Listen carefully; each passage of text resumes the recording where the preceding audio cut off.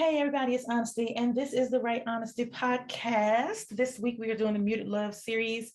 We're going to do our best to get it done in one episode, but if we can't, we'll figure it out. Attorney General, how you doing? Hot, child. It's hot. It's hot.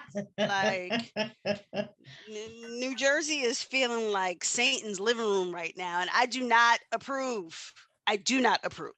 And you got to be careful. There's a case of polio in New York.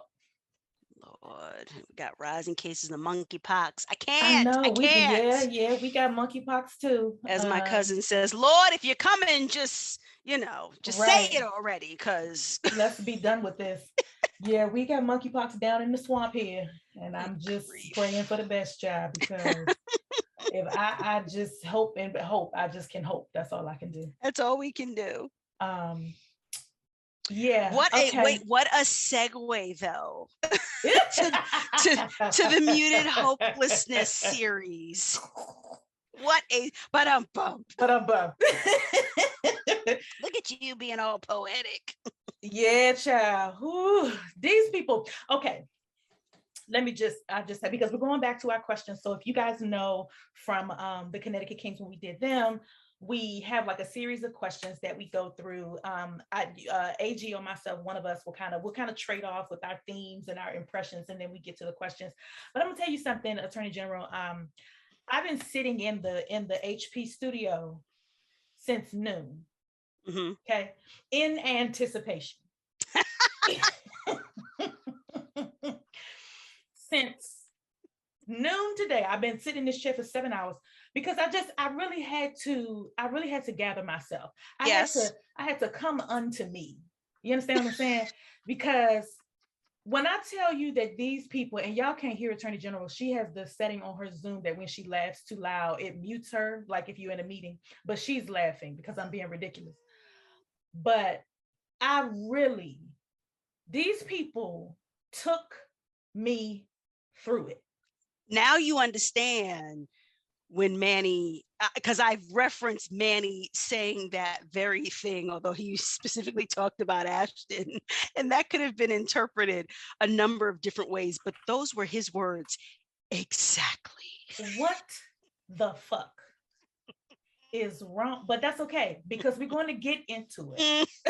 So I'm not going to stress about it. I know we're going to get to it. What do you want to start with your impressions? Don't laugh, because this is serious, because y'all should know that for like 36 hours straight, my chat with AG is just walls and walls of text. 2 in the morning, 4 in the morning, 11. It's 11 o'clock, and I'm supposed to be in a meeting doing actual work. Walls of text to her. I don't even know what's going on. I haven't checked my email since Tuesday. I don't know what's going on. Okay, last Tuesday. I hope I still have a job, because I was trying to get to the bottom of the bullshit. That's what I was doing. So, I don't know. Side note. Because at some point, I don't think it's overstating to say that Love will probably at some point listen to this, and I suspect she is going to take what you have just relayed as like the highest form of praise, right? That you couldn't, that she stressed you so bad with these characters that you had to see it through, and you absolutely were IMing me at all times of the day and night. Call hours. Yep, cussing these folks and calling them everything but a child of God, but you could not put it down. You were like, I have to know what these two fools end up doing. In fact, then I went to the Bourbon Street. I had to get on down to the street. Yeah. And I'm posted in there causing all kind of foolishness. Tara troll gonna post the damn promo image of Ashton. I still hate him. I don't care that the visual inspiration is attractive. That don't mean shit to me. He is the villain of the story of 1 and 2. Tori is the villain of 3. What we are completely aligned on that. Wow. Yeah. Because I mean, what in the who shot? These are JR. adults with children, minors, responsible for minors. Did you ever tell you multi-millionaire? Anyway, okay, I'm sorry. I'm like I said, I thought I was together. Let me sip my wine because apparently Okay. I'm not. Okay. What I will say is that I shout out to Love for choosing to bring this story to Audible. During Indie Love, she and CCJ and some of the other authors shared, about the decision that they have to make in making this investment, because that's exactly what it is, It's right? It's expensive as shit. thousands. Yes, it's thousands of dollars to convert works to audiobooks, and this was a 3-book series. I know it's got to be 48 hours. Yeah, it was it might have been close to 48 hours, because each one was double digit in terms Yeah. of listening hours. Let me But go on the but internet. I will say that in preparing, so this was my third go round with these two, right? And reading it first when Love put them out in 2020, and then listening to it when the audiobooks came.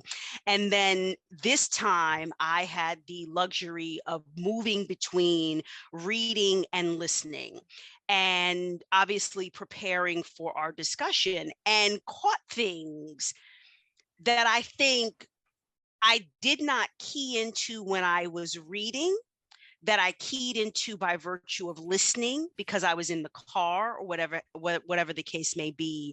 And obviously this time I was reading with the intention of being able to discuss certain things, but it made it a richer experience for me.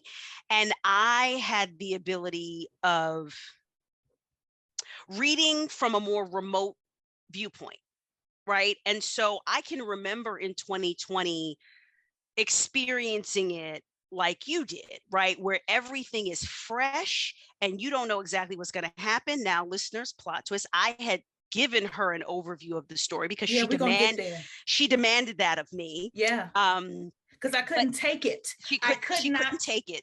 She couldn't handle take it. it. But I Right? remember It's the 44 intent. hours and 30 minutes. Okay, yeah, so just under 45 hours. I remember the intensity of the emotions that I was feeling about things that they were doing and things that they were saying. And then, particularly with the way that book 2 left us at BSU, because I'm mindful that the way book 2 technically ends, it ends in the present, but the way the The BSU flashback chapter ends, ended, yes. yeah, I was a puddle of tears on the I floor ain't and cry over that inconsolable. shit. I was irritated because You were irritated about little Bobby dying? Really? You no, heartless, no, that was sad. black-hearted soul. No, That's what I'm talking about, you evil woman. fine. Okay?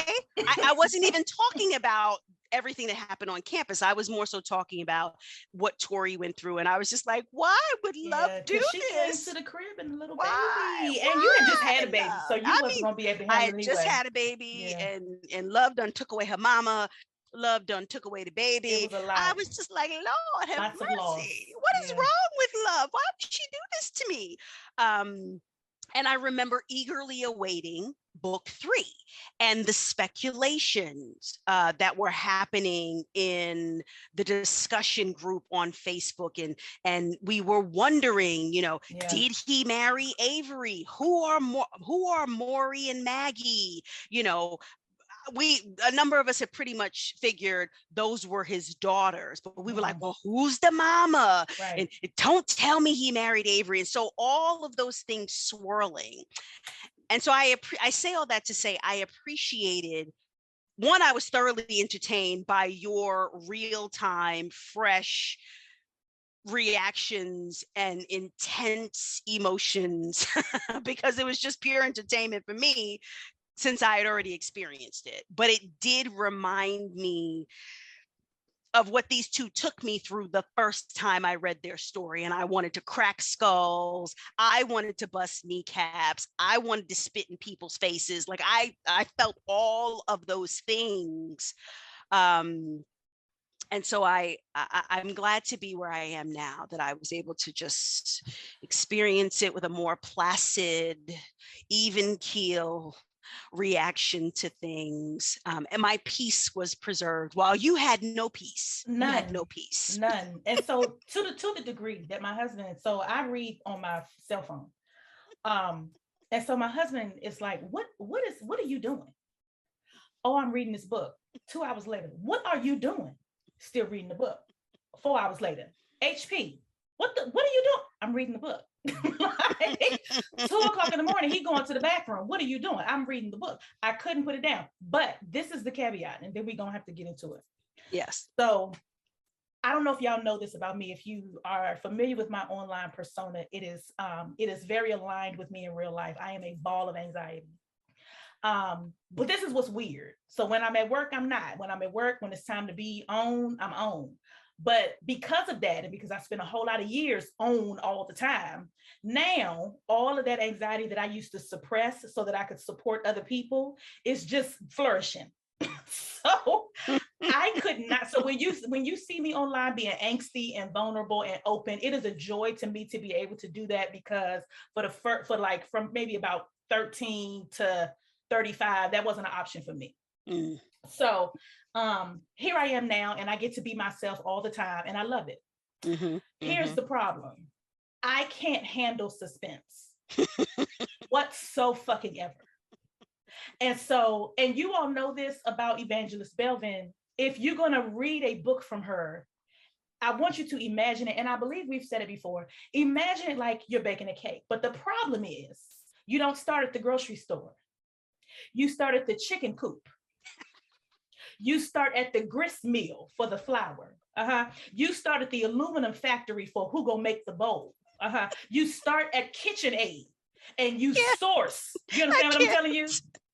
You source the paint colors for the stand mixer. Do you hear what I'm telling you? Okay. What you've got to do is that you've got to go to PG&E or Petco or whoever your supplier is to understand the cold production process for electricity before you can plug the stand mixer in, get the lights on in your house, get power to your refrigerator so that you can put those materials together to even begin to make your cake. And while Adrienne is laughing and Zoom is suppressing her laughter, I can continue to share with you. HP cannot handle it. And so I required her to tell me almost, because she kept some gems to herself. And when I see her in person, I'm going to step on her feet. I required her to give me an overview of the story because I could not handle it. It wasn't bad. It was just that we went so far back that I was falling in love with Tori. I immediately hated Ashton, and I just wanted to protect Tori. I wanted to get her away from him. I went to an HBCU. I wanted her to just find the sweet children that aren't terrible and to be happy. And love just kept forcing her with this asshole, and it was stressing me out. Mm-hmm. Hilarious. I don't want to talk about this anymore. You know, we're done. We're done. Okay. Good night, everyone. Thank you for coming. Good night. Because I'm being thrown back. I'm being thrown back into the Find your anxiety. happy place. Find it. You have conquered this. You have read it. You have come through. You have come through. Right. You have come through. Come through the fire and the flood. All right. Yes. What are your impressions, ma'am, when you came away from the project? So listen, with the proviso that this is not one of my bae couples. Oh, not for me. They're not one of my bae couples, but I love this story. I would read it again. Right, as maybe weird as that would seem to say, I love this story, and I think it's in part because of some of what you just described. Right, it's like once I came through it, and not feeling those emotions fresh for the first time, it's a hell of a ride that she takes you on, right? And so I don't like roller coasters. I respect that there are people that do, right? But when it comes to reading, I guess I do have a certain appetite for that depending on the mood that I'm in. And so this story just takes you the ups and the downs and the arounds. And it just reminded me of, particularly for books 1 and 2, obviously there was a lot of very dramatic things that happen and decisions and so on and so forth. But it reminded me of being that age, and many of us, well, I'll speak for myself, right? How much I thought I knew, right? Lacking the self awareness to recognize I knew very little. But I can remember being in those college years and thinking that I knew exactly who I was and Mm-hmm. what I wanted and what was best for me and so on and so forth. And when I look back now, like true grown woman, it's like, girl, bye. Had Right? You no idea you about you anything. knew nothing. And so as you watch these two, particularly Ashton, right? Yeah. Particularly Ashton, who just, child, he just knew everything, knew the world. Did he though? Um, No, and he knew nothing. knew He nothing. knew Especially nothing. when we get to the whole get jealous of me. I was like, boy, if I had a bat, It God just, knows. you know what though? You know what? And again, this is one of those things that I didn't that I keyed into more while listening this time around. Ashton, and I want to say it is after the Maggie and Maury reveal, when he comes to her apartment that night and he's like, I'm going to lay it all out. I'm going to Mm-hmm. start from what happened and leave nothing out, right? Mm-hmm. Acknowledging that he had left out a major piece of his story Mm-hmm. when he went off on her in St. Justin and told her that he had married Avery, right? He deliberately omitted the girls. And Right. we'll get to his accountability in a second. Um, but what he says was that he's talking about his breakthrough, or one of the breakthrough therapy sessions, where the therapist helped him realize that during that entire period that he and Tori were together, he was still grieving his best friend and Mm-hmm. his cousin.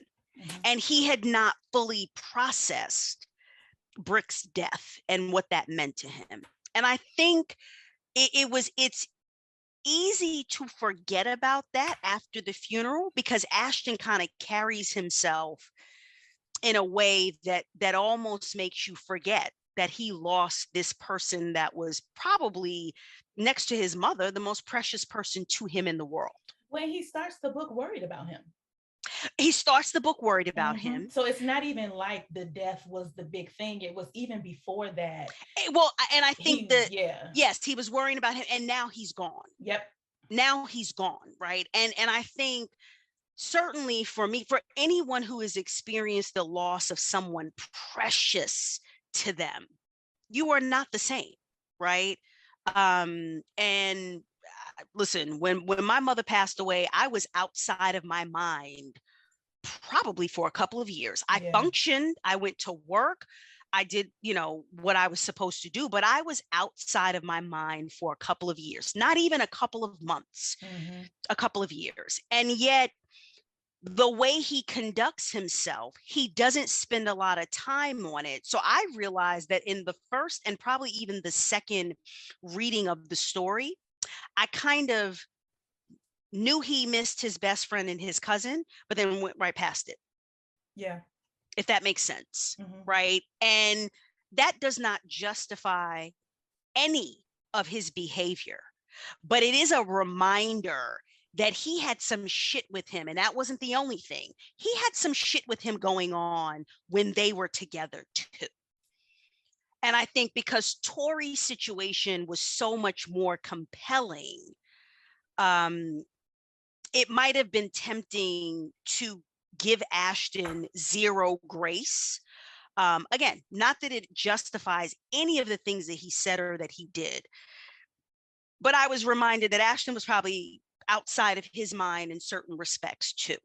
He was also horny. He was also 22. And, I think another thing that didn't get as much as it could have, and certainly not in relation to what we got regarding Tori and her parents. It was clear that Ashton did not have a good relationship with his father, right? That his father, Ashton, was conceived for the wrong reasons, right? There was deception there. And you definitely got the sense that while Robert was an excellent provider and was physically present, they didn't seem to have a loving, close father-son relationship from the snatches and the pieces that we got.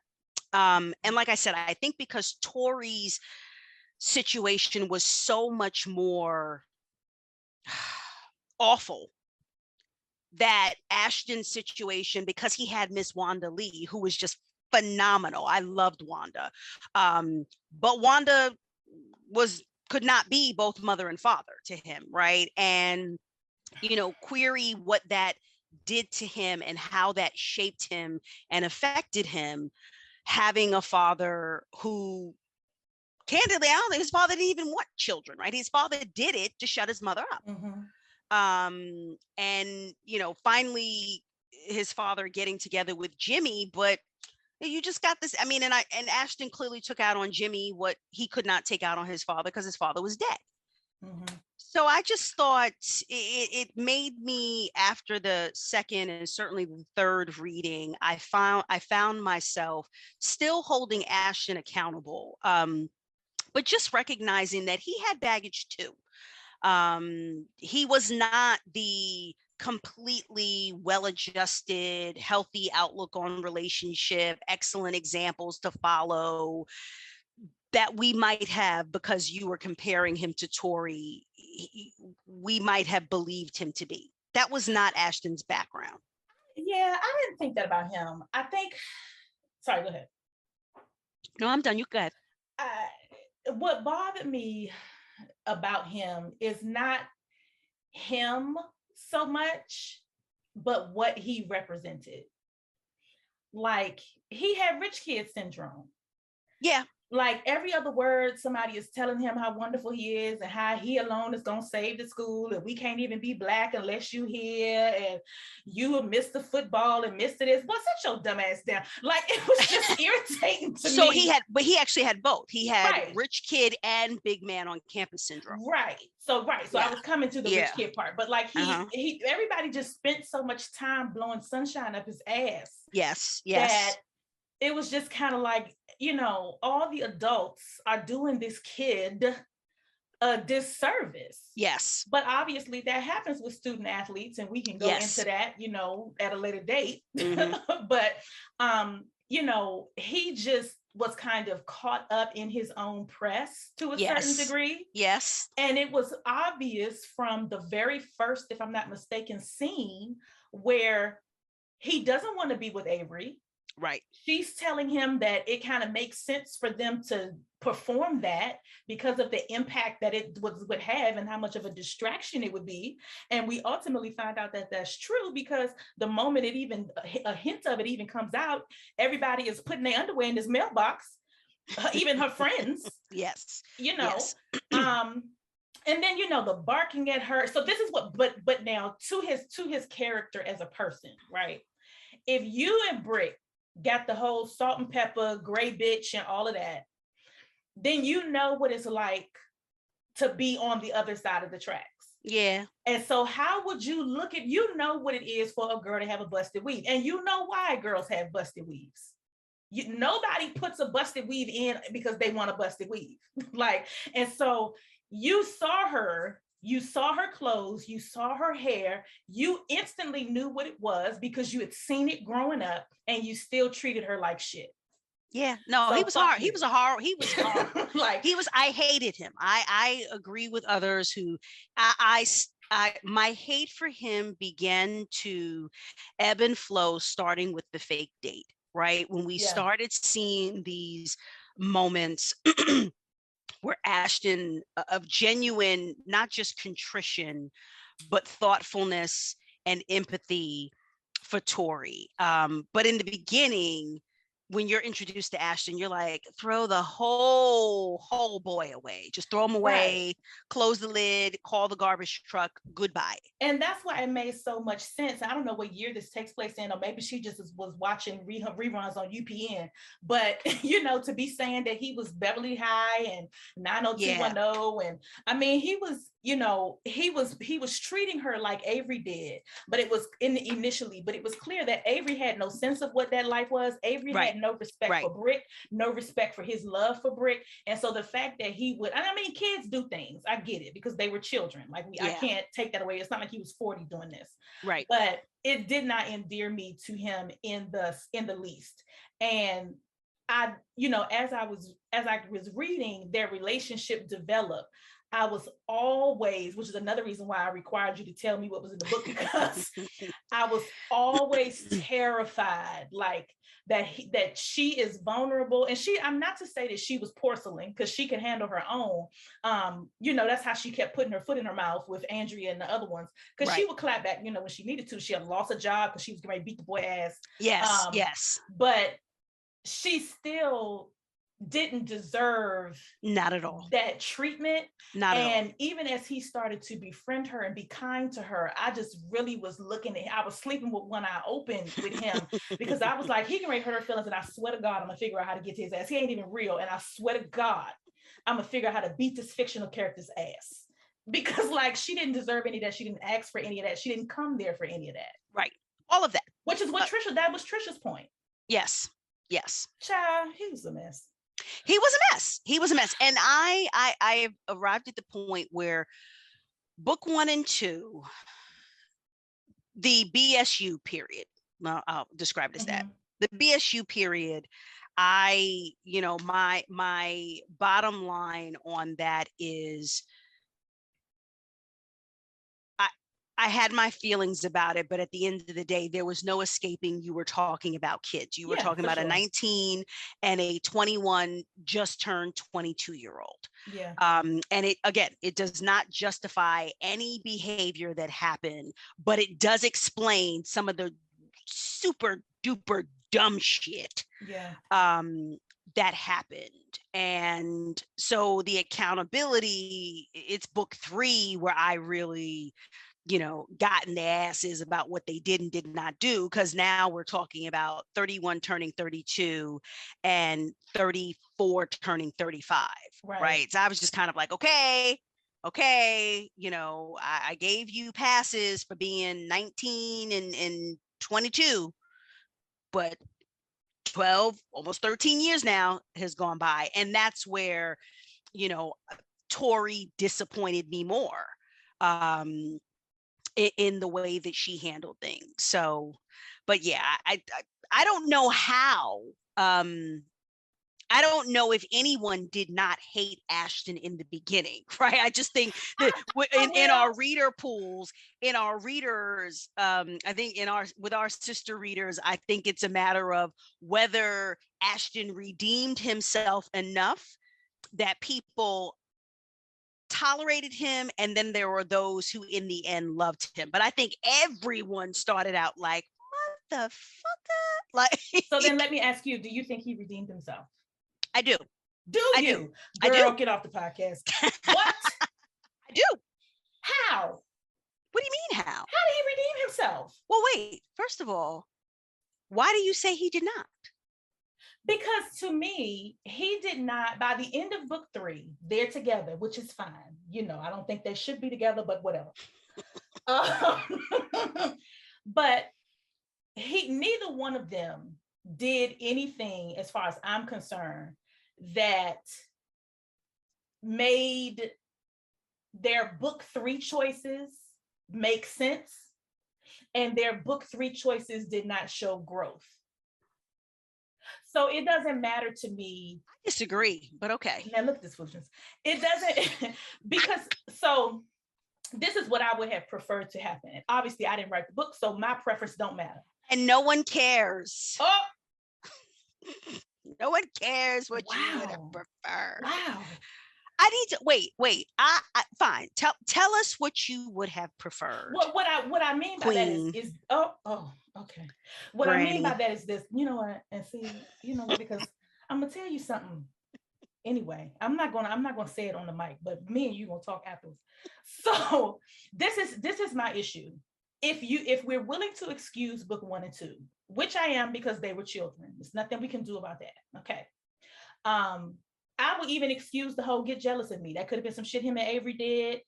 Who knows? And then the woman turned him out. What's the lady? Norma Jean. She was terrible Devil. too. Devil. Right. In a blue dress, whatever color she had on. By the time we get to, so when we leave them at book 2, even before the, what is it?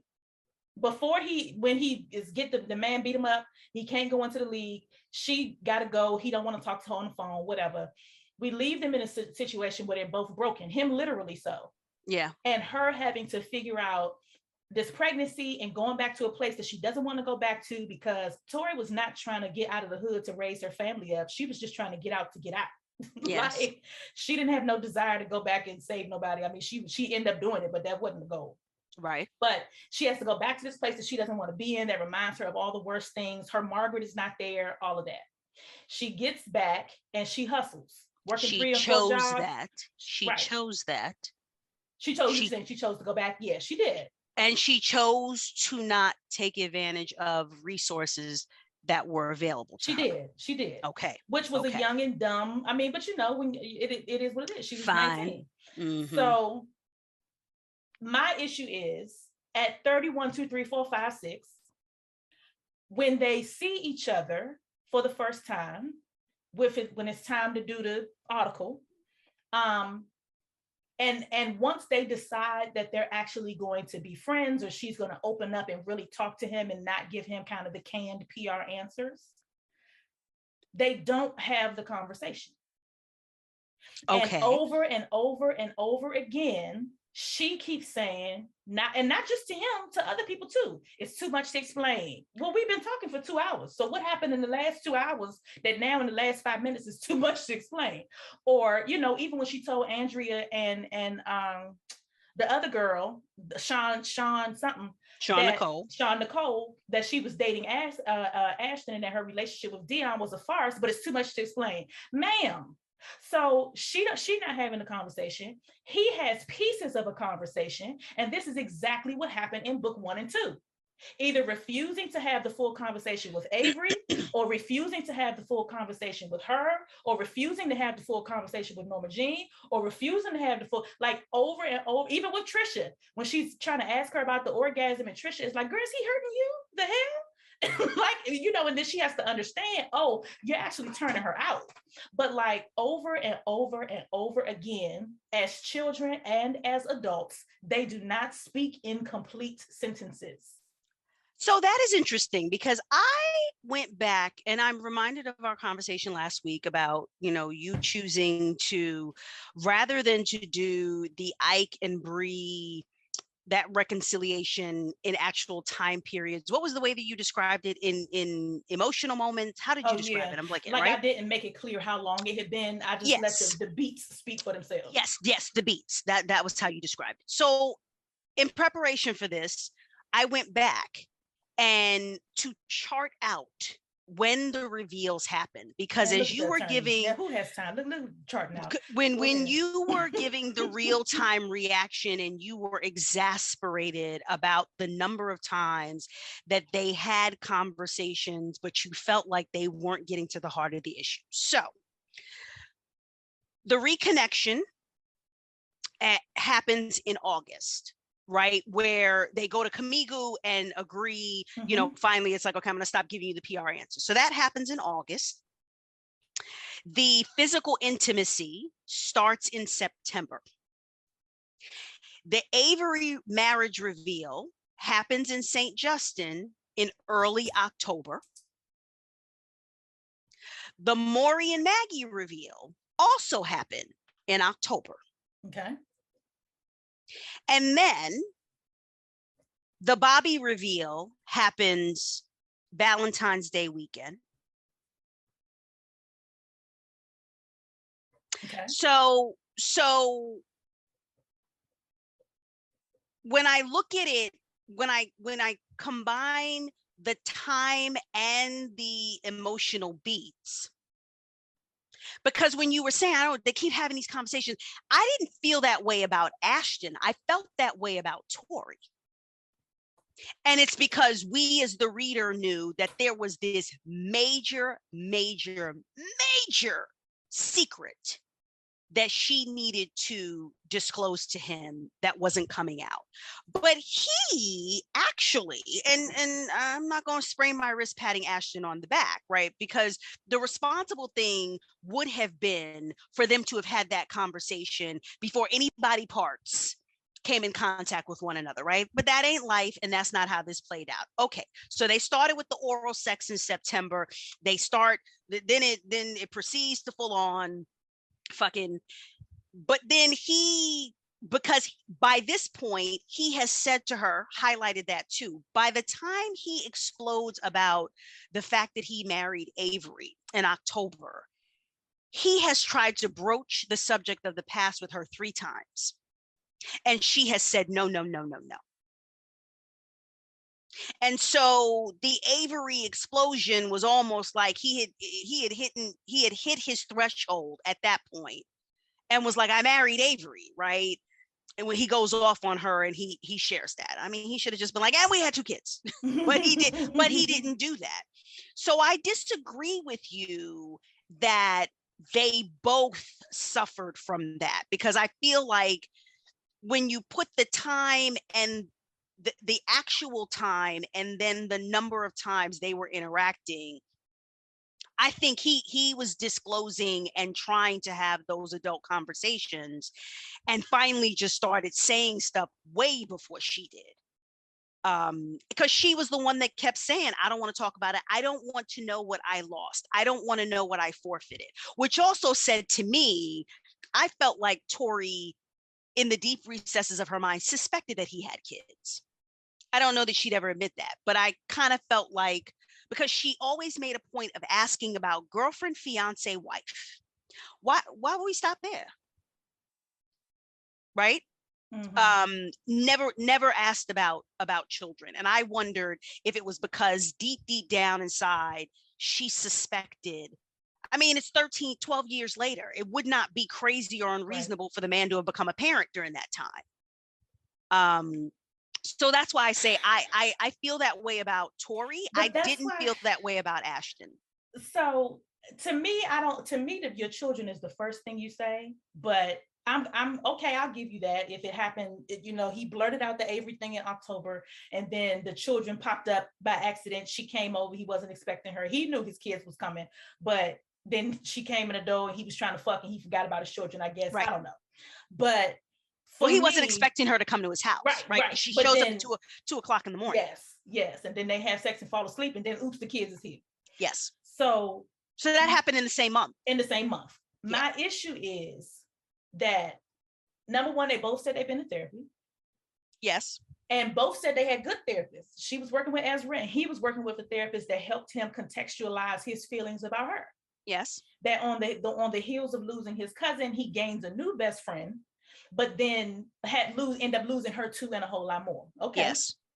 So if y'all have the words, and then what I pair with that is, these are not stunted people.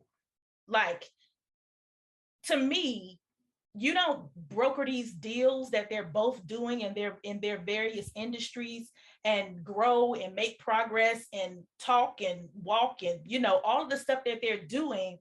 And you can't say the hard thing. Compartmentalization. Especially when you say that you want this person. How do you wager, or how do you risk these continued accidental admissions that constantly are fucking up the flow, when you can just deal with that shit on the front end and go on about your life? Again, now that I've given you the timeline, do you really feel like that applies equally to Ashton as it does to Tori? I cannot figure out how you forget, or you don't tell the woman that you want to share your life with that you have 2 children. It's been not even 2 months since they reconnected. I don't disagree. Come on now. Like, Come on now. But that wasn't. But them having sex was not going to be temporary. He wanted to be with that girl. I understand that, but I guess what I'm saying is, look, first of all, I agree with I'm not saying this at the same level, no. Yeah, He definitely did more talking than she did. That's but all to I'm me, saying. Then I agree with you. He definitely did more talking than she did. He was definitely to a degree. Let me say it this way. He wanted to hear from her. Yes. As much as she didn't want his story, he wanted her story. Yes. And he wanted to talk through what they had both been through. I would agree with you on that. He was prepared to hear and say the hard things way before she was, right? And so, because he had things he needed to get off his chest too, right? He had his own hurt about how he perceived things happening. I remember after book 2 came out and we were in the waiting period for book 3, and one of the biggest questions was, did Ashton ever try to contact her before she threw away the BlackBerry?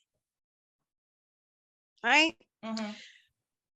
And I wondered, and people would periodically kind of pop up. I wonder, he doesn't look like he tried to call her, and at some point she threw it away. And so that was an outstanding question, right? And we learn in book 3 that he called it for months. Yeah. For months, he called it. And then finally, pulled up the call logs and saw there had been no activity and concluded she had thrown it away, right? And so when she said, and was like, well, you never tried to find me, and people would defend Tori and say, well, he never went looking for her. And I was just like, wait a minute, that's not true. So again, if we're going to hold people accountable, let's make sure that we're using the facts that we were given. And what we had there was that one of them tried to contact the other in between surgeries and being in the hospital and other things, and the other one did not. And yes, she had things going on, but purely on the question of who tried to reach who, one did and one did not, right? And then you come to book 3 as adults, and again, it was, in my opinion, and I'm not giving Ashton any medals, right? Like, both of them got on my last goddamn nerve. But he was trying harder to address the past, because he understood whatever they were going to try and do it wasn't going to come to anything if they couldn't get past the past. And she just kept avoiding it like a kid, which drove me crazy. I felt her therapy. I mean, that one therapy session that we get to sit in on, I felt like the therapist was making good points, and Tori was making insightful, good points in the midst of the therapy session. But then she would revert right back to, I don't want to know what I lost. I don't want to talk about it. I don't want to think about it. And it was like, girl, that's not how this works. So I just thought that at that point, they both knew better, and I wanted them to do better. And to me, their reasons for not doing better showed me that they had not grown much past when they were kids. Now, are they permitted that? Absolutely. Because there are areas for all of us that if you hit that note, we 7 again, or we 15 again, or we 21 again. Yeah. And God forbid you have some siblings, because when y'all get together, everybody 12. You know what I'm saying? So like, I don't say it's unrealistic. I'm saying it burned my nerves. I understand. They definitely triggered the immaturity in each other. But yes. I definitely felt like he did a better job of overcoming that, and he overcame it sooner, and was just like, overcome it sooner. But they absolutely both were still in that space, and that's why I felt like they didn't. And when people say like, oh, he redeemed himself, whatever, like I think they mean, did he stop being an asshole? Sure. Yes.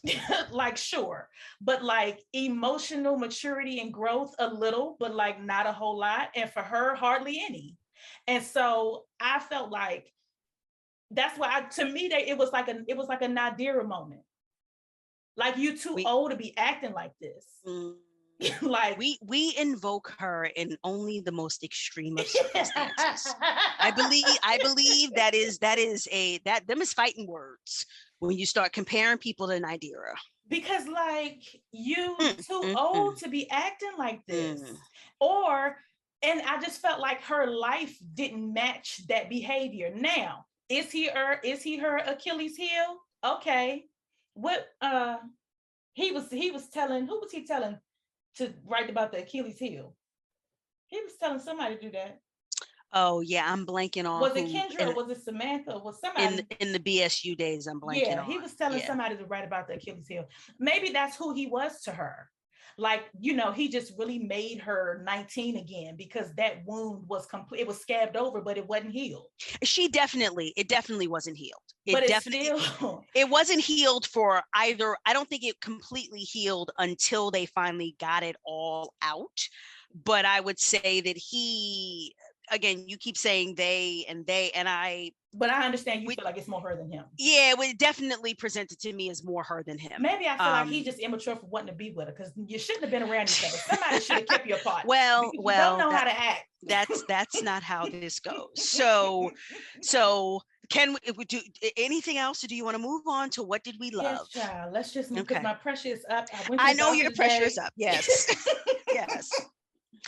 So some of the things that I loved, I love the little moments between them. I think that with I enjoyed those more in book 3, because I felt like the hammer was no longer hanging over them, right? It was like Really one interesting. I like book one and um two better for the moments. one Okay. I liked like the fake date, Yeah. and when he sent the clothes, and things like that.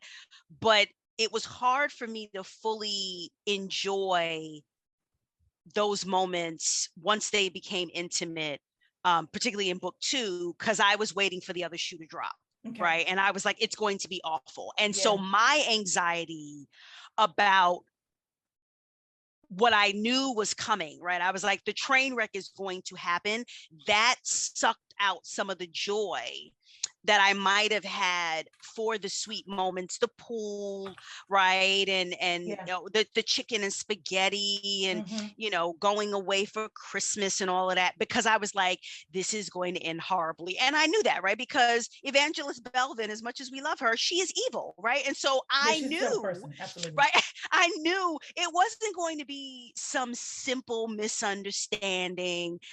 I knew it was going to be horrible. And I was just like, Mm-hmm. this is gonna be, because it's so beautiful right now. It's going to be horrible. I was like, I know she's going to, like, somebody's going to get killed. It's going to be and it was horrible, right? And you're Yeah. just like, oh, my heart is just like ripped up and shredded. There is no putting it back together. Whereas as adult Ashton and Tori, I loved, right, like the recreation of the Winter Wonderland vacation for Tori's birthday, right? I loved, the triumphant return of Wet Wet at Archon Point for Yeah. Ashton's birthday, kind of harkening back to, that Ola experience when they Jordan. were kids, right? And I was Yeah. like, Dad, Wet Wet's still going 13 years later. Okay, girl, get it. I love that Miss Wanda, because I thought from our experience with Miss Wanda in book 1, is it book 1 or book 2? In the BSU days. Mm-hmm. It's got to be 2 because that It's 2. one. Yeah. Yes, that's right. Because 1 ends on the blowjob. It's book 2 Mm-hmm. when they go home for Thanksgiving. I want to say yeah. Thanksgiving. Yeah, Thanksgiving, right? And we get exposure to Miss Wanda, and I was like, ooh. Okay. Well, how's she gonna be now that he's older, and he's got these children? And Wanda was, I thought, wonderful, right? She was supportive of her son, but recognized that her son was a man, right? Did not coddle him and treat him like a little boy. And the way that she embraced Tori, right? Like after the Bobby reveal, that conversation between them, and I listened to that again today. And Wesley always just does a phenomenal job in whatever she touches. But the interplay between Tori and Wanda, when Wanda shares her background, right? And shares her story. And, Tori is prepared to be attacked Mm-hmm. when Wanda shows up to her apartment. And Wanda's like, no, I'm not here to attack you. I'm gonna be supportive of my son because he has the right to grieve his son. Right. But I'm here to check on you.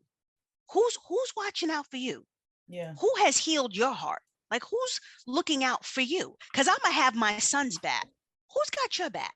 And I just thought that was a beautiful moment because I don't know. I kind of thought Miss Wanda was going to be not like his grandmother, but I thought she might be a little more bitchy to Okay. Tori or whatever. And so I enjoyed seeing her embrace Tori, one woman to another. It's like, I'm not here to beat you down, right? I'm just learning about my grandson too, but I'm here to check on you, Yeah. and giving Tori perspective about, the life hadn't been a crystal stair for Miss Wanda either. It's like, don't let the degrees and my nice apartment in Newark fool you. My son told you, my family's from Newark and I may not be from Millville, but I know what poverty looks like, Right. right? I know what not having parental support looks like, what abuse looks like. So I loved her getting that depth. And of course, the other character that I absolutely loved, Heart Eyes Forever, was Jimmy. Oh, Jimmy, Jimmy!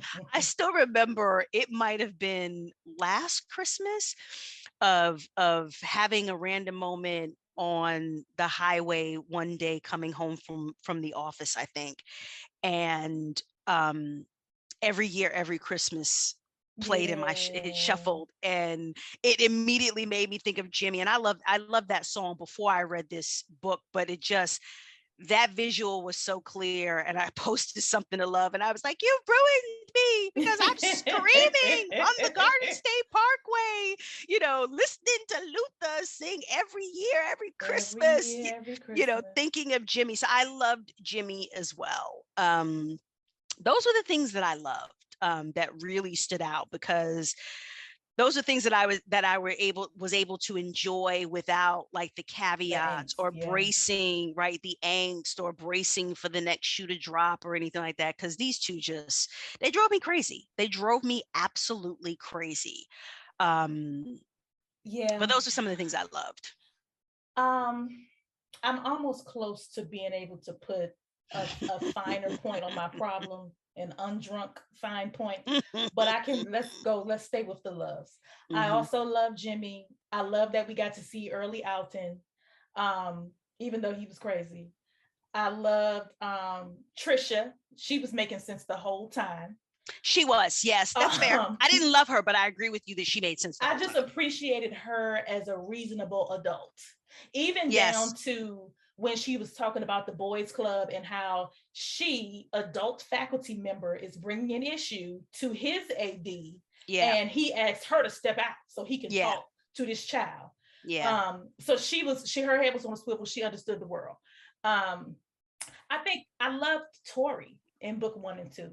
I think Love did a phenomenal job of painting her as, um she was a lot of things at once.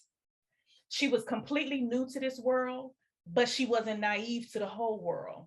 Yeah. She was rough looking on the outside and a little bit rough on the inside, but you could also see like her heart from day one. Yeah. She and just even in the moments that she's walking from one place to another, and I could just visualize her hunched over with her book bag. Yeah. She got the hat on because she knows she needs to cut them tracks out. She don't know how to cornrow her own hair or do nothing to it. You Yeah. know what I mean? Like, and so she just is literally trying to be invisible from one Yes. building to the other, hoping that nobody talks to her so that she can get in here and go to her stupid math class.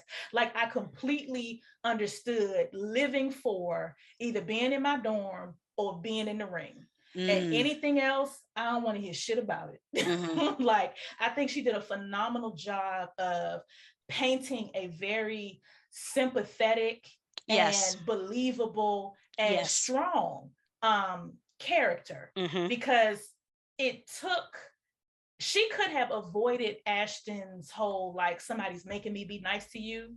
She could have been like, well, tell them I said no. Yeah. She could have gone to Trisha and said, I don't know who the fuck he's talking about, but tell him I don't want nothing to do with this nigga. Like, you know Yeah. what I'm saying? I will not be working out with him. But she even allowed herself to be open to that, right? And Yeah. we can talk about like themes that we see in a lot of Love Bevan's work. Like, of course, the man has the money and the resources and the power. The woman is routinely the only one that cares about him without wanting anything in return. Mm. Like, there are often, like, the woman is the fish out of water. We see that a lot, and she has to figure out how to fit in his world. Um, a lot of times the woman starts off feeling like she has to prove herself, but then it becomes clear that she has the power all along, because the power that Yes. she has is over his mind and over his heart, while Mm-hmm. other people want power over his resources. And Mm-hmm. so all of that was present in this story, and I think it completely fit for 19 and 21, or 19 and 20, however they were, Tori and Ashton. Even the theme that we see commonly, where the woman is a hustler. She's trying to make $1 out of 15 cents. She's trying to make Yes. something happen. We see that Yes. in Tori as well, being the first boxer to be brought to BSU. I think she was on scholarship. She would have had to been on scholarship. Yes. On Yes. scholarship to and to really be asked to lay that groundwork and to set that precedent. And the state of things. So, like, when we I have not read the most recent ones. You're gonna have to finish that and let me know if my blood pressure can take it. But usually the woman is broken or compromised, but she has a whole heart.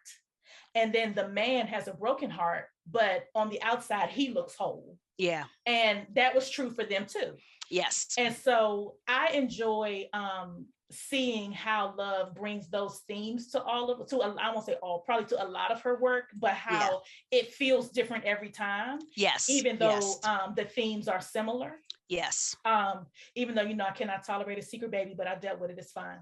I love that we got to see her relationship with Raji. I thought that was beautiful. Yes. Yes. And even in book 3, we get happy Raji and Winter, which of course Yes. I'm always here for. Mm-hmm. And as much as this story gave me heartburn, like you said, now that I'm through it, I would read it again, which I cannot say of Nadira and Lons, because I certainly hope that she is in a straitjacket being cared for. But Tori and what's the boy name? Ashton. they for me are entertaining. They are I understand how they feel about each other. I just don't agree. But I can be entertained by and enjoy the telling of their story, and that's what happened here. I do not think they belong together. I absolutely hope they break up and find better people. But I definitely enjoy, like, how their story came together. So even though I'm stressed out, I still read the whole thing. Like, I didn't stop, and I would read it again. They just wrecked my nerves. They wrecked your nerves. And of course, seeing a couple who you think should not be together, that's real too, because I'm sure that many of us have a couple or two or three in our families or somewhere in our circle, that you look at them and you're just kind of like, no, and yet there they are. And just come to Christmas every year, just looking in each other's face. Why don't y'all drive separate cars? Right. God damn. And we're not just like the elders who are trying to see which one dies first so that they can collect the insurance money, right? We're talking about people who are still actively choosing. Yes, you two niggas got the nerve to be in love. Right. One of you come from 3 to 6 and the other one comes from 11 to 1. Yes. I don't want to see you together. Yes, it is. It is interesting though, because one of the things I was thinking about when we talk about whether or not you connected with a couple, but let's think about this though, right? Because if I'm defining, I think for me, connecting, now I'm realizing there's layers to that when I say that in my mind, right? Because like I said, they're not one of my baes, right? They're not one of my, like, oh, my couples, yeah. But I would absolutely read the story again. I probably will read the story again because I enjoyed it that much, right? So it's like, it's recognizing that for as much as I don't want to gather them in my ample bosom, right.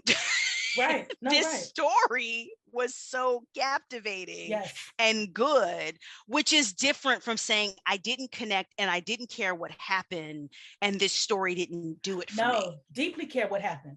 Deeply Yes. care. Oh, you had to know. You're like, I don't know what's gonna happen. I don't know if they're gonna do a Thelma Louise pack to drive I thought they was themselves gonna off get the in a mountain. right. I thought they was gonna get in a drop top and drive over a ledge. I did not know how she was gonna wrap them up. And I think what made me so angry about it, this is what's true. The reason why I don't think that they either of them redeemed themselves is because I wanted them to be together in book 1 and 2 so bad. Yeah. Even though, like, obviously he's an asshole, but as he started to be kind to her and as they started to really connect, especially when she goes to the funeral. But by book 2, when they're having these moments together, I I knew that she was going to soften him up. Yeah. I was fine with that. Yeah. I was fine with her helping to balance him out and him doing the same for her. Yeah. So by the time they are adults and y'all are free and clear to be together, for y'all to be so ridiculous about how you did it was such a slap in the face to me in my Tyra voice. I was rooting for you. Like, I think that is what it is. The more I talk about it and argue with you for no reason about these couples that don't exist but are very real to me, I feel like, yes, he was an asshole. She brought him balance and he did the same for her. She was a far better fit for him than Avery was. Absolutely. I love that so many people could see that she was a diamond in the rough. Yes. Even she knew that about herself. And so by the time y'all can do it, for you all to fuck it up how you did, it was just like, I'm devastated because I wanted them to come together and vomit it all out, the truth of it all. And then I wanted them to be together, and I wanted 563 pages of joy. That's what I wanted. I did not want 563 pages of her being melodramatic and pretending like she could not complete a sentence when you just knocked this girl head off and she was like 10 years younger than you, and you got all these brand deals and investments and you know all these people, and Brielle is your best friend. Bitch, speak, stand up. Like, you weak in the knees. Come on. Like, I wanted her to be the Tory that I knew she was all along. And she did not give me that. She gave, and because even 19-year-old Tory would have had more to say. So I was just like, girl, you wasting time. Y'all could already be happy. You could have already made this nigga buy you a boat. What you doing? I think that I chalk that up to, I don't disagree. I think I just chalked it up to she had not dealt with things, right? Take it to the Lord in prayer. The opportunity is here. Will you please capitalize? Is there one? This man has $1 trillion. Please ask him to buy you the White House. What are you waiting on? I don't understand. She had not dealt with it, right? And so him coming back triggered so much, and it was easier, right? The path of least resistance is always, of course it is, deceptively easier, yes, right? Because we all learn, and some of us have to learn by bumping our head several times, but we all eventually learn it's deceptively easier, because yes, what awaits taking the path of least resistance is complete and utter disaster. What does right? the song say? Oh, what peace we often forfeit. Oh, what needless pain we bear. All because we do not carry. I didn't write that. I didn't write it. Okay, it's just a hymn. I know how to sing it. I can't. And Ezra is her therapist. Ezra and Jesus are twin brothers. Well, wait a minute. Because she spent some time with Ezra, and what we know, that emergency session, was that with Ezra or was that with someone else? No, that was with Love, but she didn't call her own name. Correct. So it don't matter. Love was Ezra's therapist. Well, she should have called somebody and said, help me get to joy, because this man has come back upon me and I want to be free. That's not what she did. She did the most, and I was stressed out. And then I'm gonna stop talking. Go ahead. Oh gosh, the enjoyment. I think this might become a thing with us where I read ahead You have and to. then sit back and get to enjoy as you read it for the first time, and I get to taunt and cackle at your going through the motions as you I am me at 2 a.m, screeching in all capital letters That's about what I did. All what is right, what did you happening. hate? Let's move it along because I'm being dramatic, but this is how I feel. Well, I mean, I think I hated many of the obvious things, Yeah. right? And things. So one of the things that we haven't talked about yet, the dragging out of the Dion situation. I hated that. I hated Yeah, it. I was ready for that. And I hated that there was this decision made that they would complete these contractual appearances before cutting it off, because I was kind of like, once she and this was something, right, that I was able to clarify for you, because you were like, well, I don't understand, if this was always a PR relationship, then why Fuck are him we and move on. Who exactly. cares? Whereas the The way man I is a read it, trillionaire. Make him buy you a planet. What are we doing? whereas the way I read it was that while she knew she was settling for Dion, it was like she wanted a family, she wanted a Yeah, husband, she wanted to have yeah, children, and Dion would do. Right. So there was some affection there, but it was more like, we're going to plop you into this role so that I can have my family and make my own family. yeah. Once this child popped up talking about she was pregnant, that's when Tori was like, oh, we're not doing this. Right. Mm-hmm. Because I was willing to tolerate cheating as long as you could keep your shit straight, right, and not be sloppy about it. Because she basically Mm-hmm. says that. She reflects on it internally before Kamigo, and she says that to him more explicitly after the Kamigo situation, where he was flirting with Kiana, and Tori caught it, and Ashton caught it too. Mm-hmm. Um, but I hated that stretched out as long as it did, because it added this additional layer of bullshit Yeah, between them, right? Where he was feeling away, and they had to be, incognito, and couldn't be out and about. And then, you see the level of awkwardness when Maggie asked him about Tori having a fiance, mm-hmm. and he's trying to explain to his 9-year-old daughter how he or why he is spending so much time Right, with a woman that got a man. right, right, right, Right. right. So I hated that, because I was just like, oh, once homegirl was talking about she was pregnant and he could not unequivocally deny it, I was like, that's when Elle should have severed everything. Yeah. Everything. Like, we're ending this now. Well, and The also he was delusional, bordering on dangerous, because he gonna sit in front of her face, talk about, I mean, love me, girl, understanding my please. faults. When you Yes. don't find a bridge. Exactly. Exactly. I was like, nigga, if you do not die, just die. You, like, are you kidding me? Yeah. The other thing I hated, aside from the obvious, and I think this is obvious, we just haven't talked about it yet, was the dynamic with her father. I hated Yeah, that that was whole bad. that whole thing.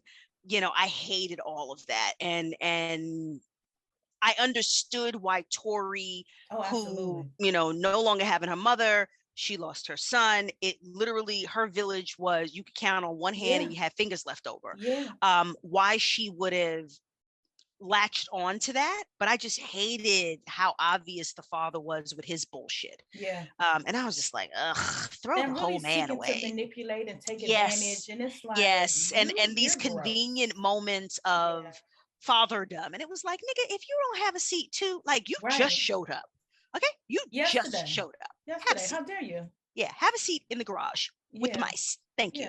Yeah. So that was, because I think the other things are obvious, right? I hated Ashton in the beginning, the And then secrecy, Norma and of Jean. course And Norma Jean. Oh Lord, and I think Ashton missing the cues from Norma Jean go back to being yeah, he 22 was and young. thinking, He just, right, thinking he knew a lot more than he yeah. did, Yeah. because it was clear, you're seeing in Norma Jean's body language and the facial expressions and whatnot, that all was not as it appeared to be. But I guess in his mind, he's like, yeah, but she's always been so supportive of me and Avery, right? And he didn't pay attention to her when she To why? said, Mm-hmm. Avery was a non-factor in my mind, right? Yeah, You and I were she still gonna yes, be, and it was just like, what, yes. girl? You have taken complete and utter leave of the cancer done Of your affected your senses, brain like yes. real. Because she Um, absolutely thought that she was going to have access to him forever because she understood Avery wasn't a threat. But by the right. time she sees him like actually falling in love, she said, I have to correct this. Yes. Like She's you ain't really gonna not love her on in my my face. watch. Yes, not on my watch. And I hated that Tori gave her access. I hated that Norma Jean got to meet Bobby. I hated Yeah, it that. was a I lot. hated that. Um, because I agreed with Ashton just in terms of like, for me, Norma Jean was irredeemable, right? And the fact that Tori, kind of chalked it up to, well, she wouldn't leave me alone. Well, bitch, and I'm gonna use bitch in this moment. Bitch, Jimmy was reaching out to you too. You Right. managed to ignore him. And he was a far safer prospect in terms Far of safer. yeah, staying like tangentially connected or even having a support system Yeah, because I was just like, you and Jimmy are not vying for the same thing at all. of all the people that she let in, that it was Norma Jean who lit the match. Yep. Right at the end of the day, they made decisions that brought them to that place. But Yeah. it was Norma Jean that lit the match of this powder keg that Yeah. exploded on them. And I could not get my mind around that. And I'm never going to be okay with that. I'm never going to understand that. I'm never going to be okay with that. And I understood that adding salt to the wound once he learned about Bobby, to Yeah. be like, the bitch that This pulled one us here? apart Right. got to meet my son and Yeah. touch my son and take photos with my son that I didn't The know. photos. Yeah. So I think we kind of, I mean, let's talk about what you hated, but we obviously have to spend time on the Bobby reveal because that was the subject of some back and forth. Once you posted in BSB, and then I started tussling with Sandra Yvonne, who I love to the moon and back, but we were tussling back and forth on perspective. So let's get to what you hated, and then let's get into the Bobby reveal. Well, y'all know what I hated. I hated that they did not get themselves together in book 3 soon enough. And that to me shows a lack of growth. So that I can't never say that neither one of them. Now, if you're gonna take the true meaning of redeem in terms of did they reclaim each other? Yes. Did they show adulthood? Not nearly soon enough, and with Tori, almost not at all. But we can go to the Bobby reveal because that is the main problem for me, that I really just wanted them to be happy immediately and love Belvin, of course, being the Machiavellian, awful, terrible evil that she is. She refused to give that to me, and that's okay because we all have to answer for our crimes one day. So on to the Bobby reveal. What bothered you about it? Oh God. Practically speaking, right? So set aside whether or not you've reached fully healed status. I wasn't asking for that. I wasn't asking for the triple level of higher learning and enlightenment. I wasn't asking for that either. Practically speaking, I thought to myself, this was another thing that I highlighted in going back. The problem with secrets is that when they are known to others, your power over that secret is significantly less than you think it is. Yeah. Right? When other people know your shit, your power over it is significantly less than you think it is. Mm-hmm. And so in this instance with Bobby, the clock started ticking, right? Once he came to her apartment that first time and Trisha and Renata saw him, the clock started ticking on Bobby. Because those were two of her secret keepers, right? And one was a drug addict, which means she was erratic and unreliable and had her shit. And I'm not saying that Tori should have anticipated that her cousin would blow up her spot like that, but there were these variables surrounding her secret keepers that I was like, sis, you seem to think that you have supreme and total control over when he will learn about Bobby. And you don't, because other people knew about Bobby. Do you think she intended to tell him at all? I think she believed she was working her way up to it at some point. Okay. I believe that Bobby was eating her alive, because there are moments, if you go back, there are moments where they have a moment or he says something and Bobby comes to mind. And the way I read that was both the genuine sorrow that she's always going to carry about Bobby, but also the weight of the secret that he does not know about Bobby. Mm-hmm. So I don't think that Tori intended to never say anything, just because I don't think she would have been able to handle that if they stayed in each other's lives. Mm-hmm. But Tori and Trisha have before the explosion, there's two separate occasions where Trisha and Renata, more diplomatically, because Renata kind of co-signed in either like a comment or body language, where Trisha is like, this is the motherfucker that left you with a baby, abandoned you with a baby, and never looked back. And both times, at least that I highlighted, Tori never corrected that misimpression, right? So they are being triggered by seeing the nigga who got their cousin pregnant, left her behind, had money, and left her to suffer and scrimp and struggle. And here he is back in the picture again, like it's all love and that never happened. And Tori's only response to them is, mind your business. Let me make my own mistakes. That may not be how it played out. And she never told them that he didn't even know about Bobby. Yeah.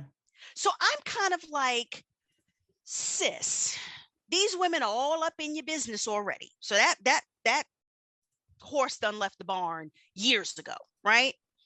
So telling them to mind their business is like, and you know that they think something that is not true. They think he knew that he got you pregnant and bounced on you anyway. Mm-hmm. And you don't correct that. And oh, by the way, you know that he has no idea about this son that you all shared, who then passed away. Yeah. And the fact that for practical self-preservation, that she didn't say to herself, Lord, I'm gonna have to just say this, because if I don't, I worry that it may come out the wrong way. Because there was just, it didn't have to be Trisha and her getting into an argument. Think about that, right? They did not know that he didn't know about Bobby, which meant she could have said it at any moment. She could have said it at any moment. And what made it worse in this instance was he found out with it being used as a weapon against him. Mm-hmm. Like, think about how awful that was, to learn this mind-blowing, earth-shattering revelation that this woman that you love was pregnant, had your son, and the son died. But it's being the way you learn about that is her relative is throwing that in your face. Well, calling you an ain't shit nigga that abandoned her cousin. Right now, she was saying this to Tori, but Ashton was standing right there. So here's my question to that, though. Did she know that he loved her? She says she didn't. She says she didn't. But I'm saying from Ashton's perspective. Yeah, for Ashton, yes, he did. This woman that he loved. That's what I was talking about. Not that Tori knew. Tori did not know. Tori did not know.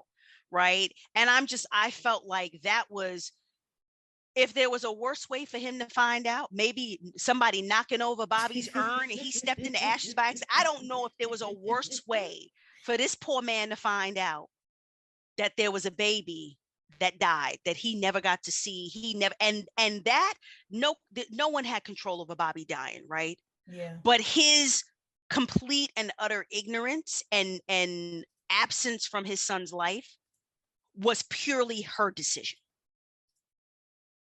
I That's why I was like, to me, Ashton was entitled to feel how he felt. I don't hold the reckless comment against him. That was 2 weeks after he found out about Bobby and all of that. Like, I was like, listen, this man was grieving his child. And as between everybody else, Tori's feelings should have been paramount as to everyone else except for Ashton. Because Ashton was the father of that child and he had no idea this baby even existed. Tori had by that point had 13 years of knowledge, right, and grief under her belt. Ashton had 2 to 6 weeks. At the 6-week mark, he got his shit together.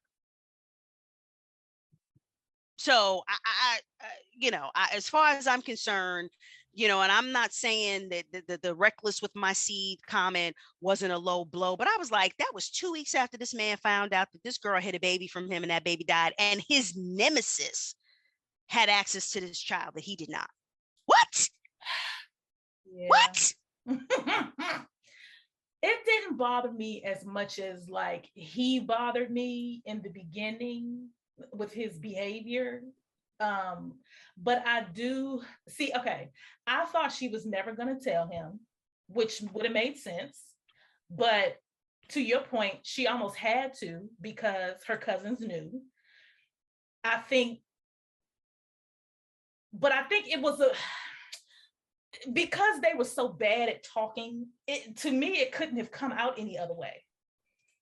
Like, it had to be this way because that's what they had set up in terms of they refused to spit it all out and get it straight so that they could be in love. So basically, as my mother would say, when you choose the behavior, you choose the consequences. So let's be clear, because you keep saying they. I mean, that's not accurate. I don't care. That's not accurate. That was unhappy, her. And so now everyone has to be unhappy. She. That's not accurate. He had his problems too, but less than her, I will concede. Less than her, because let me remind you again. By October, a month after they have become intimate, all of Ashton's shit is on the table.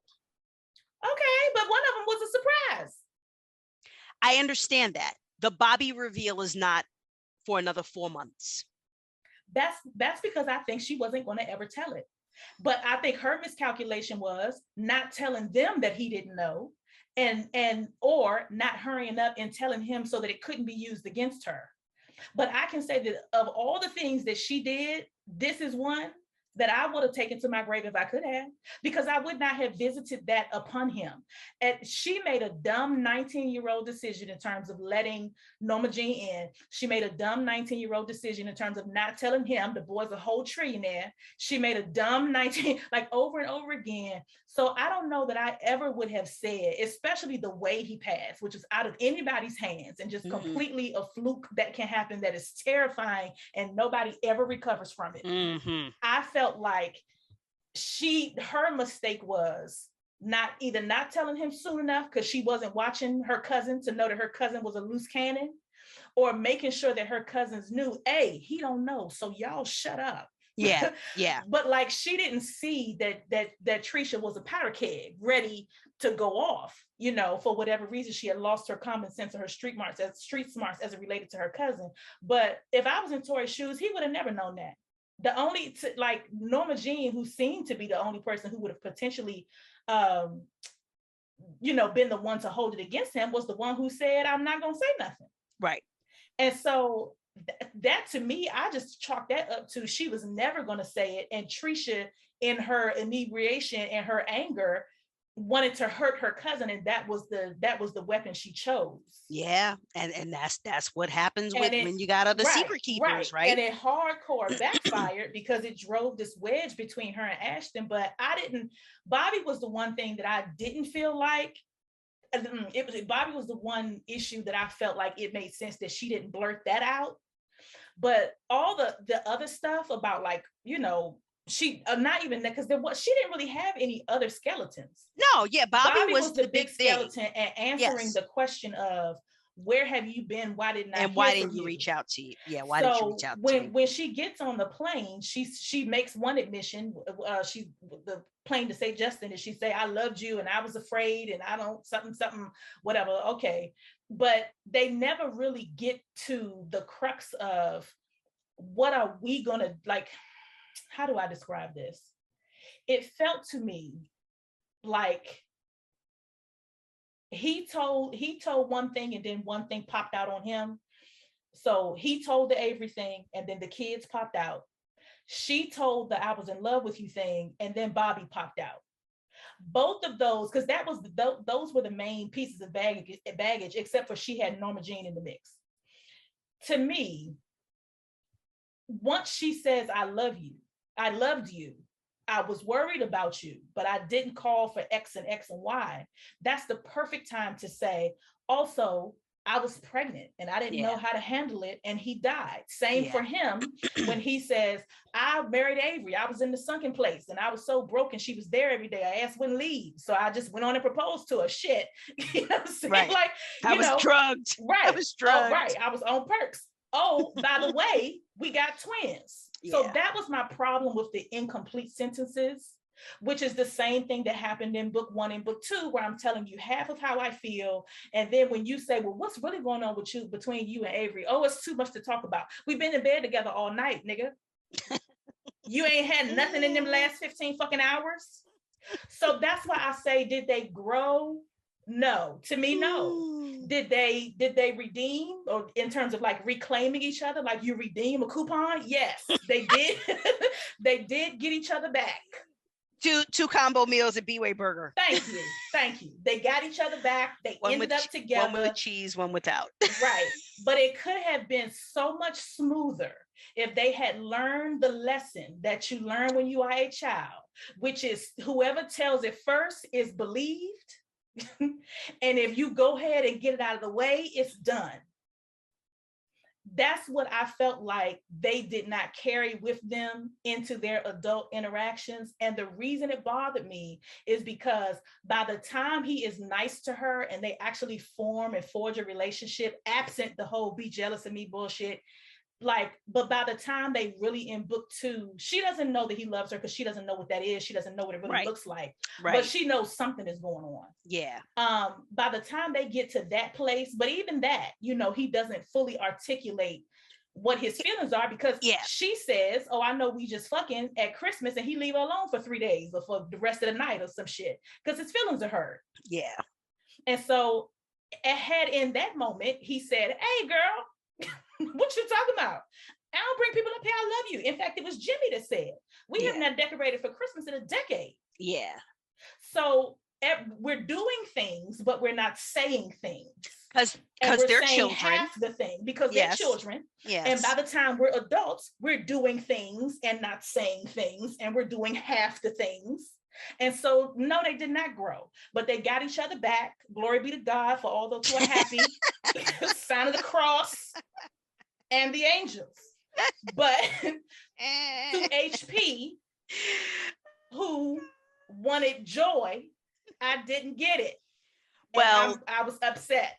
as you know, Evangelist Belvin, that's not how she rolls. You will a chaotic person. You will get your happily ever after in the last 4 pages. As I love to say, you are getting there bloodied and bruised, crawling on ripped and torn hands and knees, begging for water and some Neosporin, because Speaking of which, you're absolutely right. Because they were happy for the last 4 pages, and by then I was so exhausted and angry and irritated and hot that I couldn't enjoy it, which is why I have to read the book again. In fairness, it was more than 4 pages. I don't know that that's true. Anyway, once they get past Bobby, and he has his come to Jesus moment when he realizes that the girl's birthday is the same day that Bobby passed away. Right. And that is 6 weeks after he found out about Bobby. And he gets himself together, and he immediately goes over there and he comforts her the way he needed to be. but again, 6 weeks when you are grieving someone is like the blink of an eye. Absolutely. Absolutely. So the point is that once he made that connection, because again, going back to that scene is very fresh in my mind since I just finished the reread today and the re-listen today, was he's kind of like, so it's the girl's birthday. He gets home because I think he had he was coming from somewhere. They've already had dinner, or maybe Tori just left. He and Tori miss each other, and he's a little irritated by the fact that she's not there because he had gotten used to her. To her credit, while he is going through what he's going through after the Bobby reveal, she does not withdraw, and I give her credit for that. She's Absolutely. She said you said that I didn't, I didn't stand and fight for what I wanted, and I'm standing here and I'm fighting here for what I want. I'm going to be here. I want you, I want your children, I want a life with you. And she stands upon that, planning their birthday party, coming over and helping with things. She pulls the Kennedy. Absolutely. Yes, she does what needs to be done. And he realizes on the actual night of their birthday, Tori done baked them a cake, a homemade cake. She done bought them these precious little personalized pendants with, a reference to Avery, but he's a little irritated that she's not there. And then I think it's Kiana that says, oh, she wasn't feeling well. And maybe it's Nene or somebody else makes a reference to the fact that she wasn't feeling well. She had gone to the doctor. And then also it is near the anniversary of her mother's passing. And then he's like, reflects on March 25th, I think is the date, and says, oh shit, and rushes over to her house and basically sets himself to the side. And, we can disagree, not you and I, but, me and Sandra Yvonne and others disagree about whether he should have moved more quickly. But at the end of the day, that's why the timing was important to me, because I was like, well, I want to understand, what are we talking about here? We're talking about months, we're talking about days, we're talking about weeks, and folks got to be given the space. Like he was entitled to the same space and grace to grieve his son as Tori was as Bobby's mother, right? Those are the two people whose feelings are supreme, when a child has been lost. But he got himself together, and that's when they begin to move forward. So that happens in March, and then they get married that September. So, I mean, or whatever, that's fine. But she put us through it. She definitely put us through it. And as you're watching this, you're like, come on, it's like a repeat of book 2. This is gonna go badly. This is gonna go badly. Because that the other shoe is gonna drop. But I think the other side of that is like, you see her do what Kennedy did in terms of getting the birthday party ready and doing the bags, which is what Kennedy does on the back end when Isaac is mad at her. And then you also see him do what Sadiq did, which is, I'm gonna stay in your face.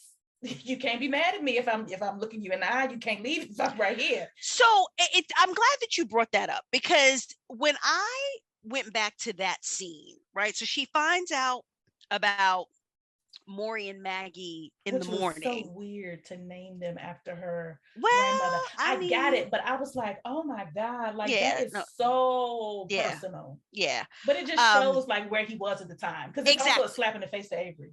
Well, because he didn't give a fuck, right? I mean, it's kind of like you did it, But if she finds out about Maggie and Maury in the morning, and he's like, you can't leave, because if you leave, and I understood that, right? Like they were both in now this very awkward position where his daughters are seeing a woman who's clearly spent the night. They've never, you got the sense they had never even met another woman, right? It had been their unit, including Kiana and Miss Wanda, and the twins. It had just been them since Avery passed, right? So this was foreign and new to everybody. But I thought he made a good point where he was like, if you leave now, they're never going to accept that this, right? So we both have to kind of like power through this. And I give Tori credit that she managed to do that, right? And then he comes over that night, and I saw where he says, well, because when I'm in front of you, you can't resist me. And if you can't resist me, then we're going to work this through. But I focused more on him saying, well, now I'm going to lay it all out on the table. I don't want there to be anything else that pops up on us on my front. Mm-hmm.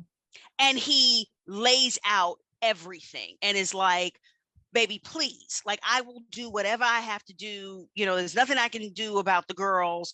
I don't regret my babies, but I will do anything else that I can do to show you that I am in this and I want us. I will do it. Mm-hmm. And I felt like it was more about, let me make sure that I lay all other cards on the table. And there were no other like major reveals, but he's like, let me just fill in all the blanks now that this has exploded in my face, and let you know that I am all in. I will do whatever for us to be together. I didn't take it so much as him forcing on her, you have to get over this and Oh you no, have to yeah, no, accept that's this. not what he was doing. Yeah. I didn't see it that way. What I saw it as is, when you get mad at somebody that you love and you don't want it to spin out of control, you tease them and you tickle them and you kiss them and you stay up on them so that you make them smile, and then you hope that spurs a conversation. It was really him saying, you can't do 3 days in your head about this. Yeah. We gotta deal with this now, because I don't want you going wherever you're going to instinctively go. Yes. So let me stay right here. You sit right here. Right. And I'm going to do my talking and you're going to do your listening, and then you do your talking and I'm going to do my listening. I didn't see it as him forcing her to accept the children. I saw it as him being terrified that if she had too much time by herself, it was going to be over. Yes. And that's what Sadiq felt. I don't even remember what point it was in their saga, but at some point he'd do something. He'd do everything to Babylon or Belon, whatever. At some point he'd do something to a child. And that's what he does. And so, but it's true to people who are afraid of losing somebody that they care about once they fucked up. It's like, I got to figure out how to stay in your space before you get it in your mind that you can be without me. Yes. So that part didn't bother me. I think overall, I just understood that these poor children, child. I mean, they just read to me as, okay, so no, this is what I wanted to say before I go there. What I really wanted to say was, I remember asking you while I was ranting and raving, do they reach the usual end? By this I mean, what's the man name that I don't like? He all right, but I don't read that book no more. Asmin. Okay. Yes. Okay. By the time he gets to the end with Raina, there is nothing he won't do for her. He completely understands her role in his life. She is his heart living outside his body. The same is true and their children. The same is true for Ezra and Lex. The same is true for Trent and Jade. The same is true for Raji and Winter. The same is true for Isaac and Kennedy. And for Isaac, for some of these folks, specifically, I'm thinking about Isaac and Kennedy right now, when they're sitting at the table with Raji and Winter, it might be in Raji's book. Yeah. Where she's something best friend. And you can tell that his feelings are hurt because he's trying to make sure she understands that she's his best friend. Yes, that's so, what Raji in Raji's book. Okay. Mm-hmm. So for a lot of these folks, I don't remember getting there with Sadiq and Bailan. But for a lot of her characters, for the guy, depending on how emotional his trajectory and his arc was, by the end, there is so much love and rapturous adoration for the woman that it just like leaps and bleeds and oozes off the page. I understand why we didn't get there for them. They would have had to be on better terms at around 30%.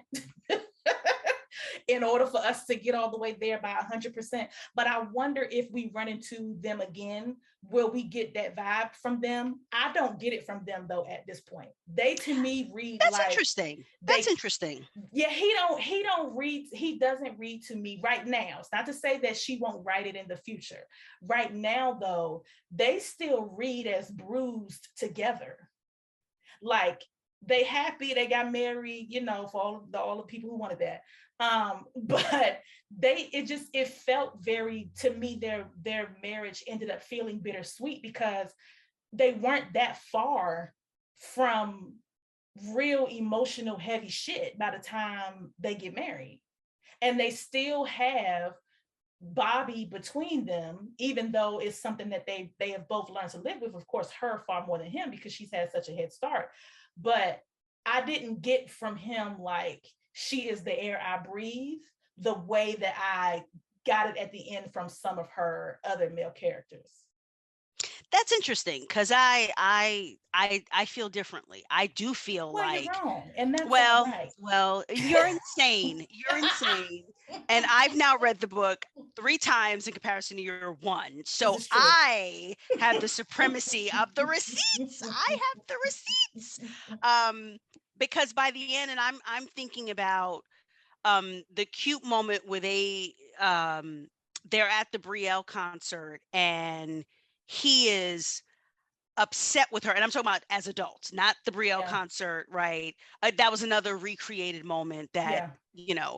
but he was upset with her because she at this point is like something crazy, like 36 weeks pregnant, right? So Right. gonna drop any day now. Right. And this heifer's in 5-inch thigh-high Right. boots Right. and was out there twerking for almost 20 minutes. And he's upset because he's like, babe, like, what are you doing? Yeah. And then she admits that her feet are swollen. And so I definitely felt like we got from him, she is everything, right? And Mm-hmm. this sincere gratitude of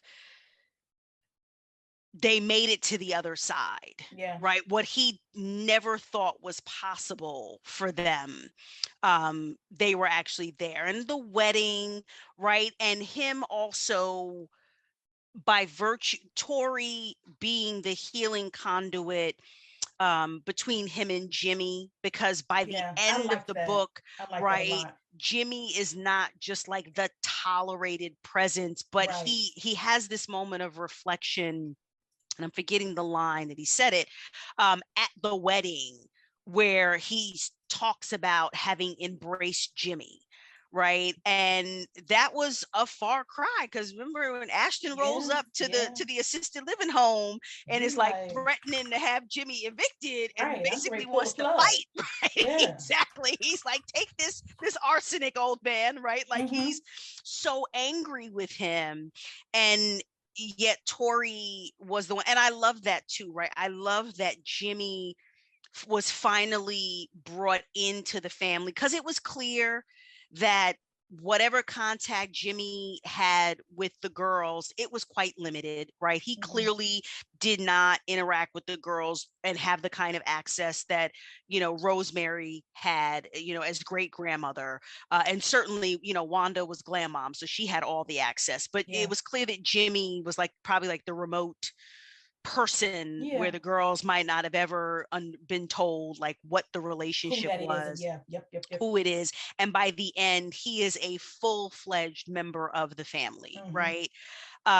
So I didn't get that. I felt like I did have the sense that Ashton had the love of his life, and she is everything, and he was going to, it was going to be his honor and privilege to spend the rest of his life making this woman happy and them having their family. And the fact that they had another baby on the way, and Maggie comes around. Maggie was another, piece of it where um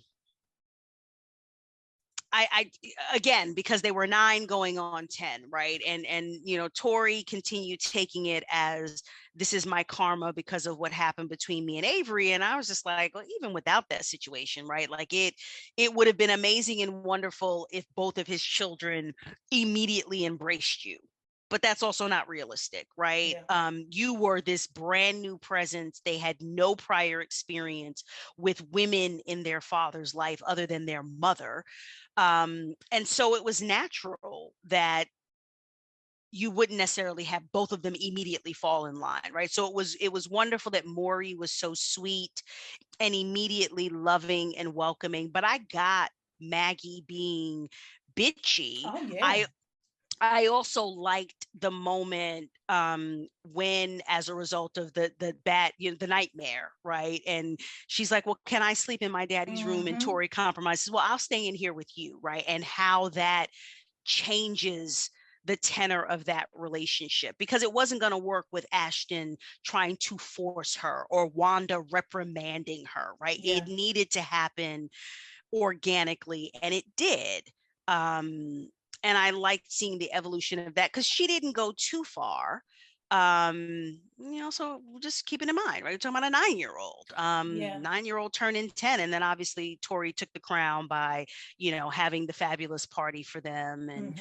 and whatnot. By then she was solidified in the crew. And when Maggie is like, invite her, where was it, they were gonna go somewhere. Oh, they wanted for their spring break, maybe is what it was. And Ashton and Tori's like, well, Oh am yeah, I yeah, yeah, yeah, invited? yeah. Right. And he's like, well, Maggie invited you. He's like, and I Yes, didn't even yes, have to yes, say yes, yes, anything. yes, yes. Maggie was the one that said, Tori should come too. So I thought, for as bitter as it started out, number one, I was glad that Tori, she took it personal, but she didn't let that send her running. Right. Again, Tori said, I'm gonna stand 10 toes down on this. I'm Yeah, gonna, be there, and I'm gonna woman up and deal with it. And I was glad that the Maggie animosity didn't drag on too long. yeah. I, as it relates to whether or not they reached and I only mention this because, me being the sappy person that I am, that's my favorite part. Like once they overcome the stuff, and as much as I feel like Asmin needs long-term support, um, I love how he feels about Raina and how that shows up on the page, and the same for all the other people that I mentioned. And so, on this one issue alone, just this one, I will concede that maybe it was me, that I was still bruised and hurt, and that I could not perceive his love for her. Of course, on all other counts, I'm right, but I am willing to go back and review and see if it was me. But of course, as I said, on every other thing, I'm right. Um, what surprised you? What surprised me? That's the one thing I don't have a note for. What surprised me was him naming the girls after her grandmother. That's Um, fair. Yeah. but everything else, You know what it was? I feel like there were so many things, and surprise is probably not the right word. Because I felt like,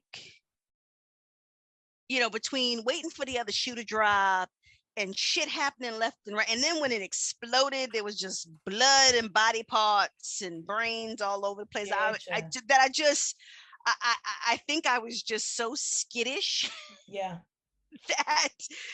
that it was, I don't know if the reaction was surprise so much as emotionally I was wrung out. So I was like, okay, fine, right, fine, right, right, right, right, right, something right, else. Because right. I agree with you that that was some shit. Some vicious shit. And I'm gonna tell you what, if I was Avery and I Child. had lived, and it came to my motherfucking Ah, attention ah, that you have named my children after this one, oh baby, name change and all. I don't care what you think your name is. It ain't that no more. Like, how yeah. you got me calling these girls? I'm calling them over and over. Literally, when I want them, I am saying the name of her grand. Oh no, no, no, no. That was some. Not before Christ returns. Absolutely not. Now maybe after he cracked the sky, but on this side, hell no. It was Hell no. it was definitely one of those like, wow. Yeah, you real bold. You feel real good about yourself, and you shouldn't. Yeah. And yet, you know what? It was fuck Avery forever. So I Of was course I it was kind was. of like fuck But if her. I'm and Avery, I'm like, oh and shout out to the wow. semi that crashed into her. And Oh, not it shout just, out to the I semi. mean, it just, this, I'm gonna have to talk to Love, because this book brought out some ugly things in me, because I'm still on like fuck Norma Jean forever, may she burn in She can hell. certainly And I burn, was yeah, just like, absolutely. the Christian in me is kind of like, oh, Adrian. And then I was like, no, I don't care. I don't And this care. is So, why you shouldn't believe, because I feel well, completely free. That's fair. That's fair. I may have to talk to Love about how some of the ugly that these characters brought out in me. And can we talk just quickly about Avery and Benjamin? I told you I was one of the things that was like one of those Yeah. like side Yeah. dishes, that because it just clearly she loved Benjamin, She did. and yet this fixation on, but I have the prize. I Yeah. have Yeah. Yeah. Yeah. was just, it was super unfortunate Yep. because it's not like Benjamin was boy from the hood that she couldn't bring home. Right. Right. Benjamin was family friend, already in the family. And yet she knew Benjamin Mhm. before Ashton was even a thought. And yet she just, when she got to BSU and they got together, she's convinced herself that, he was the one and that was it. And yet still would not let go of Benjamin, right? The fact that she wrote the letter to Benjamin, that was another thing I Yeah. forgot, right? That she wrote the letter to Benjamin, apologizing for what happened. And I was like, Yep. that's why he was kind of like, fuck her and fuck her, right? Like, rest in peace, but fuck her. But at the same time, if there's a little bit of um you playing, this is a little bit of pot calling the kettle here, because you knew that you had no feelings for her. You was No, that's not true. He said he loved her. He He did, until said he found out what she did, right? he no, he didn't stop loving her, but he felt differently towards her. But I'm talking about once Tori is in the picture. When he comes to her at the beginning of the school year and he says, let's break this up, and she's like, no, we can work it out, whatever she's trying to do. Let's not traumatize the campus by disclosing that we're breaking up, whatever bullshit. Yeah. Like, he went along with it because he was young and dumb and who cares? But by the Yes. time he is actually falling for Tori, she is a complete afterthought. That is true. And again, young and dumb, because at that point it's like, just cut it off. Just Right. cut it off. Like, why are we doing this? Why are we like, you don't even want to be around her. I'll tell you Right. what, I was nervous. Homecoming, I just knew Avery was gonna pop up pregnant.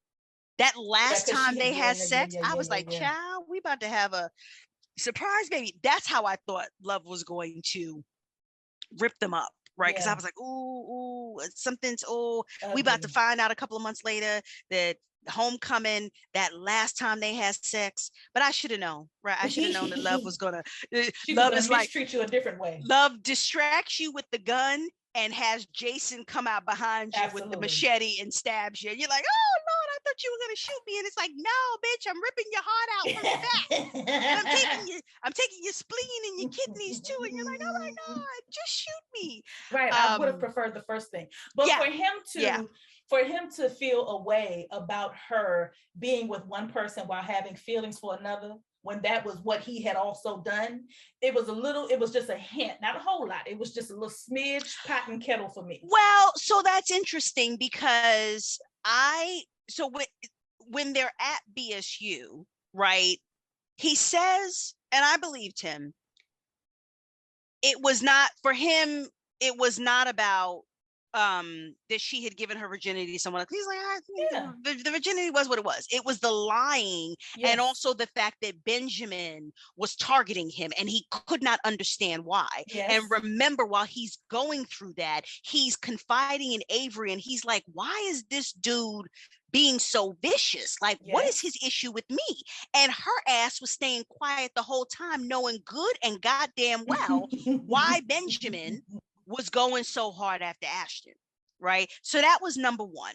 And then number two, I feel like in the present when he was reflecting, well, now everything has to be looked through the lens of, look what happened, right? Look what happened. Mm-hmm. It can't be separated, because it's like, well, bitch, you should have just been with him, because you could have just went on you could have just gone on with him instead of trying to hang on to me. And then there would have been no reason for me and him to, and look, that wasn't all on Avery. There was multiple people who are culpable for how that all played out. Avery was just one, right?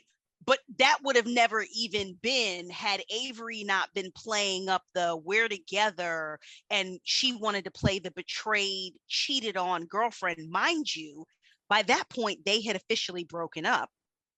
Yeah. They had officially broken up by that point because Ashton reflects and says he deliberately did not take Tori's virginity on her birthday because he wanted to make sure that he had officially broken up with Avery before he did that. Right. So she's hooping and hollering because she's still caught up in the playing the role. And he, to a certain extent, went along with that. And he should have just broadcasted it across campus that they weren't together anymore. Long ago. And long ago. Would have happened. And then it's like, bitch, go be with Benjamin. Go be with Benjamin. Marry Benjamin, bitch. Right. All day. You could have gone. Maybe the truck wouldn't have came. I don't know. You would have lived wherever he was from. Seriously. But yeah, that was rough. It was just it was just but I understand, the same way that everybody want to say, him and Tori was young. I understood her being young. Yes. I mean, Avery, if we, you're right, that if we are acknowledging the youth and the immaturity on Tori and Ashton, then as much as I hated Avery, you have to acknowledge that for her as well. And her little stupid ass friends, and it may be that had things continued and had she not been killed, but it sounded like no one shared anything redeeming about her other than Ashton. And I think at one point Tori reflects when she's looking at like the home videos that she genuinely loved her daughters. Yeah, that she genuinely loved her daughters. And I give Tori credit because I know I've been hard on Tori in our discussion. There's a lot of things for which I give Tori credit, and the way she handled the girls was the biggest thing in the book, because that took a lot. That took a lot to stand there and say, I'm going to embrace this and I'm going to work through my feelings. And, Ashton has this moment where he worries, right? Because he's like, in light of the history between Tori and Avery, will she be able to embrace my daughters? Will she hold that against them? Especially with Maggie giving attitude and looking like Avery, and there was never a hint of that, right? And part of that was because Tori was, she kept saying, oh, this is my karma. This is my karma. But Tori also genuinely liked kids. Right. Yeah, I didn't doubt that she was going to figure that out. I mean, it never occurred to me that would get in the way. I don't know why. I just felt like, they're kids. Like, you can't. How are you gonna behave as if these? I mean, they weren't even 10, right? They're 9 when she meets them, because they turn 10. They turn 10. Yeah. She plans their birthday party. Yeah, I had no doubt that she was going to figure that. I mean, just be kind to them and figure that out. I wasn't sure. I was not. I knew since we were going to get a happily ever after, she would have to. Mm-hmm. I think I was surprised that it was immediate, particularly since Maggie was being so standoffish, right? Okay. I think it's easier when you have, if whatever children there are, they're being nice and congenial towards you, they're welcoming. But here you have one that was being welcoming and the other one that was being very unwelcoming, right? Yeah. And you are trying to figure out, and you are grappling with your baggage, because the one that's being unwelcoming looks just like the woman that tortured you in college. It was a lot. And I mean, she just jumped right in, right? She jumped right in and said, okay, this is, we're going to do this and I'm going to engage. And so I, acknowledged that could not have been easy, right? And it didn't take her a couple of weeks to be like, let me process. It was like, nope, I'm jumping right on in. Yeah, I had her jumping in. I think just because I felt like she wanted him. Now, what was hard to watch was the whole Christmas. And I mean, Yeah. Oh I was like, yeah. ooh, child, I would have said, you know what, my stomach hurt. I'm gonna go lay down. Yeah. Like, I'm not about to Yes. sit here Yes. Yes. and watch y'all roast chestnuts on an open fire in this Yeah. woman's memory, like Yeah. she didn't give me hell. Yeah. So that part I would have excused myself. But I think I guess I'm thinking about myself. Like, kids didn't ask to be brought here. They don't know nothing about what these adults have done. So I just didn't see her taking it out on them. But as you were Not saying taking it about, out. I could okay, have seen her avoiding is them. I Well, think, maybe, yeah. right? Yeah. Avoiding and just being like, I need to like continue to process. I need to continue to, particularly since she was carrying Bobby's secret on her heart, Yeah. right? Okay. She had not yet let that loose. Um, because it reminds me of, when my first love and I reconnected for just we had dinner years later, and by then he had 3 children, right? Mm-hmm. But it was a pregnancy that forever separated us, Hmm. and it was like, oh, there will be no coming back from this. Yeah. And I remember him asking me, I mean, he married the girl, but I remember him asking me whether I would have been able to embrace his children, Okay. whether we could have gotten back together. And I was just like, oh,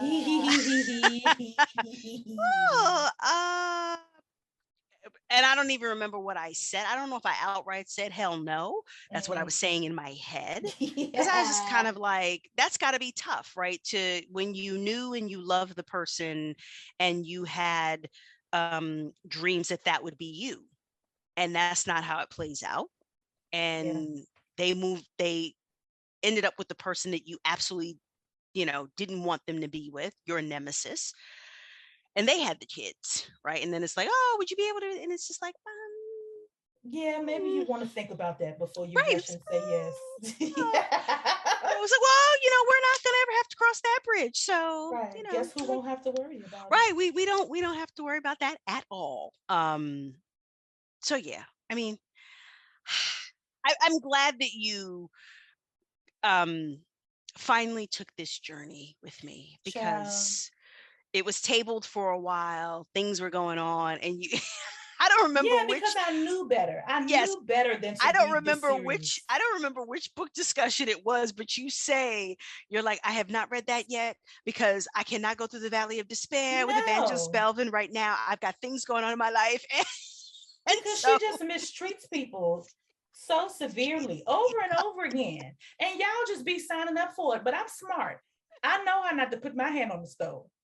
So for all future offerings, you will read them first, and then we will decide if I can handle it.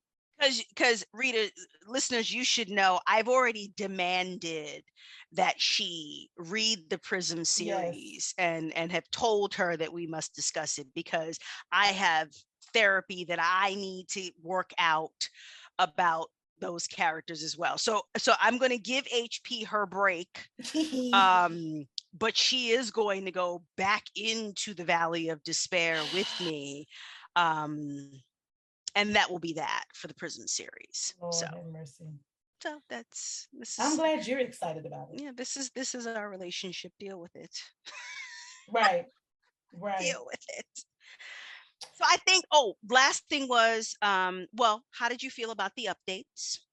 Oh, I was sad about Trent and Jade, um, that they had lost a little one, but I Mm-hmm. loved him caring for her and sending her the Mm-hmm. gifts. Mm-hmm. The hateful woman was funny to me because they all just cussed her out one by one. Yes, Um, literally. yeah, that was very funny. Who's next? I Let's see what other updates. That Kennedy was pregnant, that Elle was Yes, pregnant. There's a lot of Raina babies in was this. pregnant. Yes, Raina was pregnant. There's a lot of babies in the Yes, LB universe I this thought it go was around. interesting too. Not a well, kind of an update that when that Tori and Brielle are best friends, and then also when Brielle met Tori, she wasn't thinking about friends. She was like, Yes. oh. Yes. Yes. So that was like an update, a moment too. And I'm trying to think, of course, I think that was mostly it. Okay. And then Oh, that because but you had already told me this, that Raji and Winter were adopting. yes, that they had adopted the boys, which was sweet. Um, and I'm thinking, and Rut and Parker were pregnant as well Yes, in this book, yes, yes, right? yes, I yes, like yes. that friendship, right, between Rut and Tori. But that was that, like, about to say South Jersey, and it's not really, it's Central New Jersey. People get very bent out of shape about that. Tori is from South Jersey. That is more appropriately South Jersey, but Rut being from Trenton, from Ewing, that's Central New Jersey. They get very offended when you call them Got something you. else. Um, but yeah, I liked seeing the folks that we saw come through as well. Candidly, the only people that were missing, right? The only person that was, well, no, not even. We got the cameo from Lex. We got Kennedy Mm-hmm. and Young. We got Rut and Parker. We got Trent, and we just didn't get Stanton and Zoe, but you despise them, so maybe that was I for the no no best. Or no no no now, because you had me to come up off of them, so you got to come up off of them. I'm all right with Zoe. It is Stenton who I will not tolerate. fair. I mean, what he did was just beyond. We won't even go there because at this point, if we go there, Ayana from BSB might have a heart attack and start throwing things as she's listening to this. But it's okay because Allegra agrees. I don't disagree. Stinton's behavior was ridiculous. It's Ev and Maisha that defend Stinton. That's right. Which is stunning to We're me. not going there. It's We're all not right. going there. We're, We'll we're staying understand in it the better light. by We're and staying in by. the light. What questions do you still have? Well, other than why is Evangelist Belvin evil and likes to torture you? Other than that, what questions do you have? I don't think I have any other questions. I'm gonna read it again, maybe in about 3 or 4 years when my pressure is down and I can tolerate it. Uh, but I don't think I have any questions. I'm sure we'll see them again.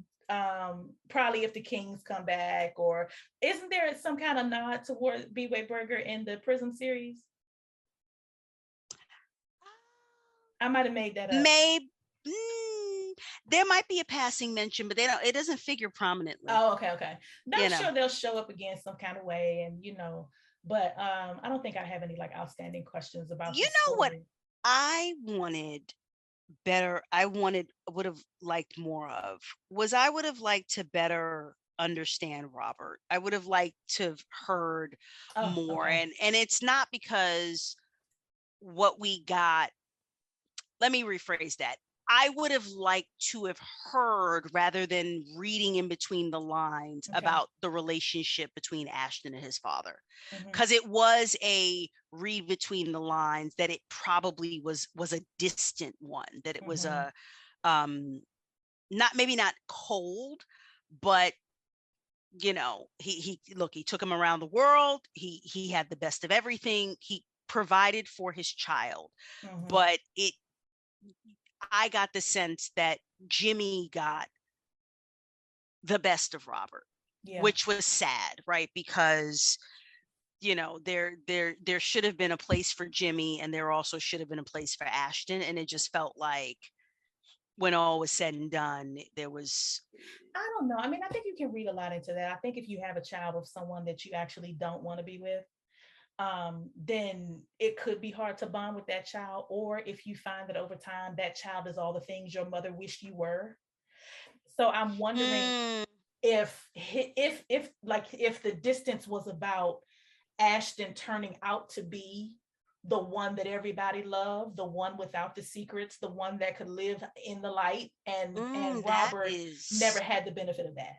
that's good stuff. Like he That could have just is good resented him, stuff. you know. Yeah, Which and yeah. we see that all the time, like in our own lives and in other books, like if your mother's always telling you that you fat and you need to get dressed, well, it turned out she jealous. You Yes. know what I'm saying? Like Yes. she wishes that she had your shape or whatever the story is. Like a Yes. lot of times parents put distance between themselves and the child, and sometimes degrade or belittle the child because of their own failings or insecurities. Yeah. Yeah. No, I think you're probably absolutely right. And I think we got enough to understand it certainly wasn't the kind of relationship he had with Wanda, right? But like I said, I almost felt like because we didn't get the kind of insight that we got in Tori's head, that it might lead one to believe that, well, maybe his relationship with his father, or the lack thereof, didn't really affect him. And, it becomes this, well, how could it not? How could it not? Because our relationships with our parents do affect us. Yeah. Period. Right? For better or worse, they do affect us. And simply because he saw to it that all physical and financial needs were taken care of, and Ashton had a wonderful, loving, invested mother, didn't change the fact that, he clearly had feelings about the fact that his father was gay. And that, once Ashton is old enough, Robert and Jimmy are together. So Jimmy is in his life. And it's like, well, what is this about?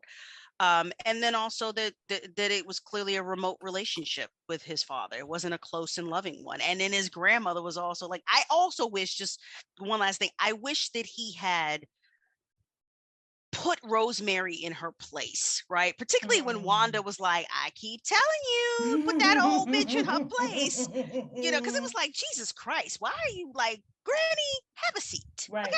Right. Have a seat. But I think going back to the point you just made about Ashton being all the things that Robert was not, and it may be that he felt like, well, my father may not be engaged, but my grandmother is, and I want her approval, and I like having her approval, and I know how to manage her. I know how to give her what she wants without letting her drive me absolutely insane. Maybe that was his approach and his perspective with the grandmother. Because when she showed Christmas, I was like, yeah, okay, Granny, you're gonna have to go. For sure. You're and going for to have to go. No reason. It's kind of like, this is weird now. No reason that you're misbehaving in this way. But she, Ashton was finally the perfect son, right? Yeah. By virtue of being heterosexual. Right. Finally. Yep. When Wanda's retelling the story and she says that Rosemary calls her and is like, my son, told me that he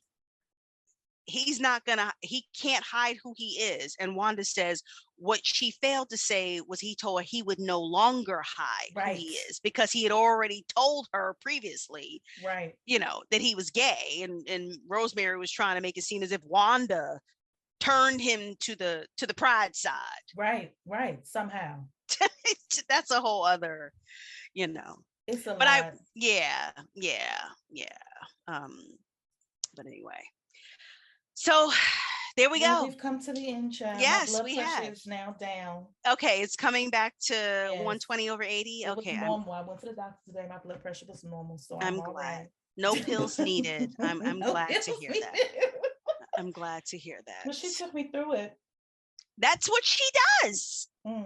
That's what she does. Like, it is not a Love Belvin journey if you are not taken through the Valley of the Shadow of Death. I mean, that's what comes with her. So, well, I know not to touch the stove, so I'll let you do it. Then you get me together, brief me, and then I can somehow make it. But I use oven mitts.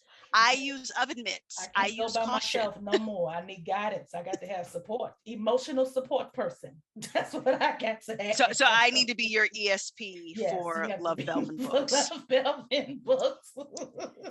Gee, thanks. Oh, well, you're welcome. I'm so glad that I could do that for you. Just don't ever call me nobody, okay? Yeah, I'm still not over that. I'm still not over that. Stuff, which is a great segue, folks. I also write books. They're very good. Most recently, if you like books by Love Belvin, you might like these two books because they're Valley of Despair-ish. Not really.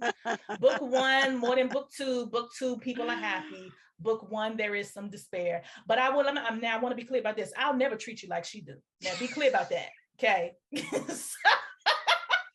Really? Are you disagreeing with me?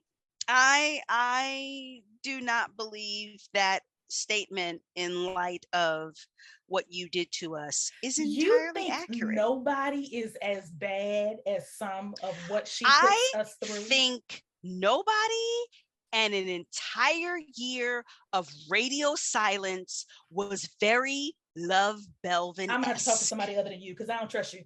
I'm gonna have Okay. to talk to somebody other than you. I'm gonna put it in the group. I'm gonna put it in the group because I don't believe it. I don't believe that nobody is as bad as. Do you remember Lex in the hotel room? Do you Yes. remember Kennedy trying to reach Isaac and him turning her away multiple times? Do you remember what Jade went through when Trent again lost his mind and misbehaved with Brielle? Are you forgetting all of this? I forget none of that. It Okay, well, what are sounds we talking about? and guess what? It remains to be seen whether you will churn out more elements of torture No, we only talking about nobody. excuse me, disguised as books and stories, because all you're illustrating is that love has a longer track record than you, but you can't be trusted neither. Wow, I'm gonna take it to the group. Trust you. I don't believe I what you're don't saying. trust you. And on behalf of Tara, who had been lobbying, and the others, ladies, I'm forgetting your names right now, forgive me, but who have been lobbying you to redeem poor Penny that had her ass out, Penny is and coming. an unshaved cat She did. at the gynecologist's office, who happened to be the one fine ass gynecologist in the entire US of A. And poor Penny been hanging off the cliff with a hairy cooch out Yes, for a year. Next since month. last year. Next month, Penny coming I out. don't trust you. But that's just because I'm a liar when it comes to Exactly. when things are coming out. Exactly. But I in don't the trust you. book, I I don't don't trust. mistreat No, you. no, I don't trust you. I don't trust you. You cannot. So if you don't trust love, I don't trust you. You cannot tell me I sure fully can. and completely I sure can. that nobody I sure enough can. hit you the Watch same me. way that Watch the me. rest of them people hit you. I don't believe it. Watch me. Oh, hold on. This is very easy, and we can end here. Let me ask you something. Have I called you shrieking at you for an hour and a half over Love Belvin stuff? I don't remember. Okay. What was that experience tied to? That experience was tied to your book. Okay. What you did to me. Okay.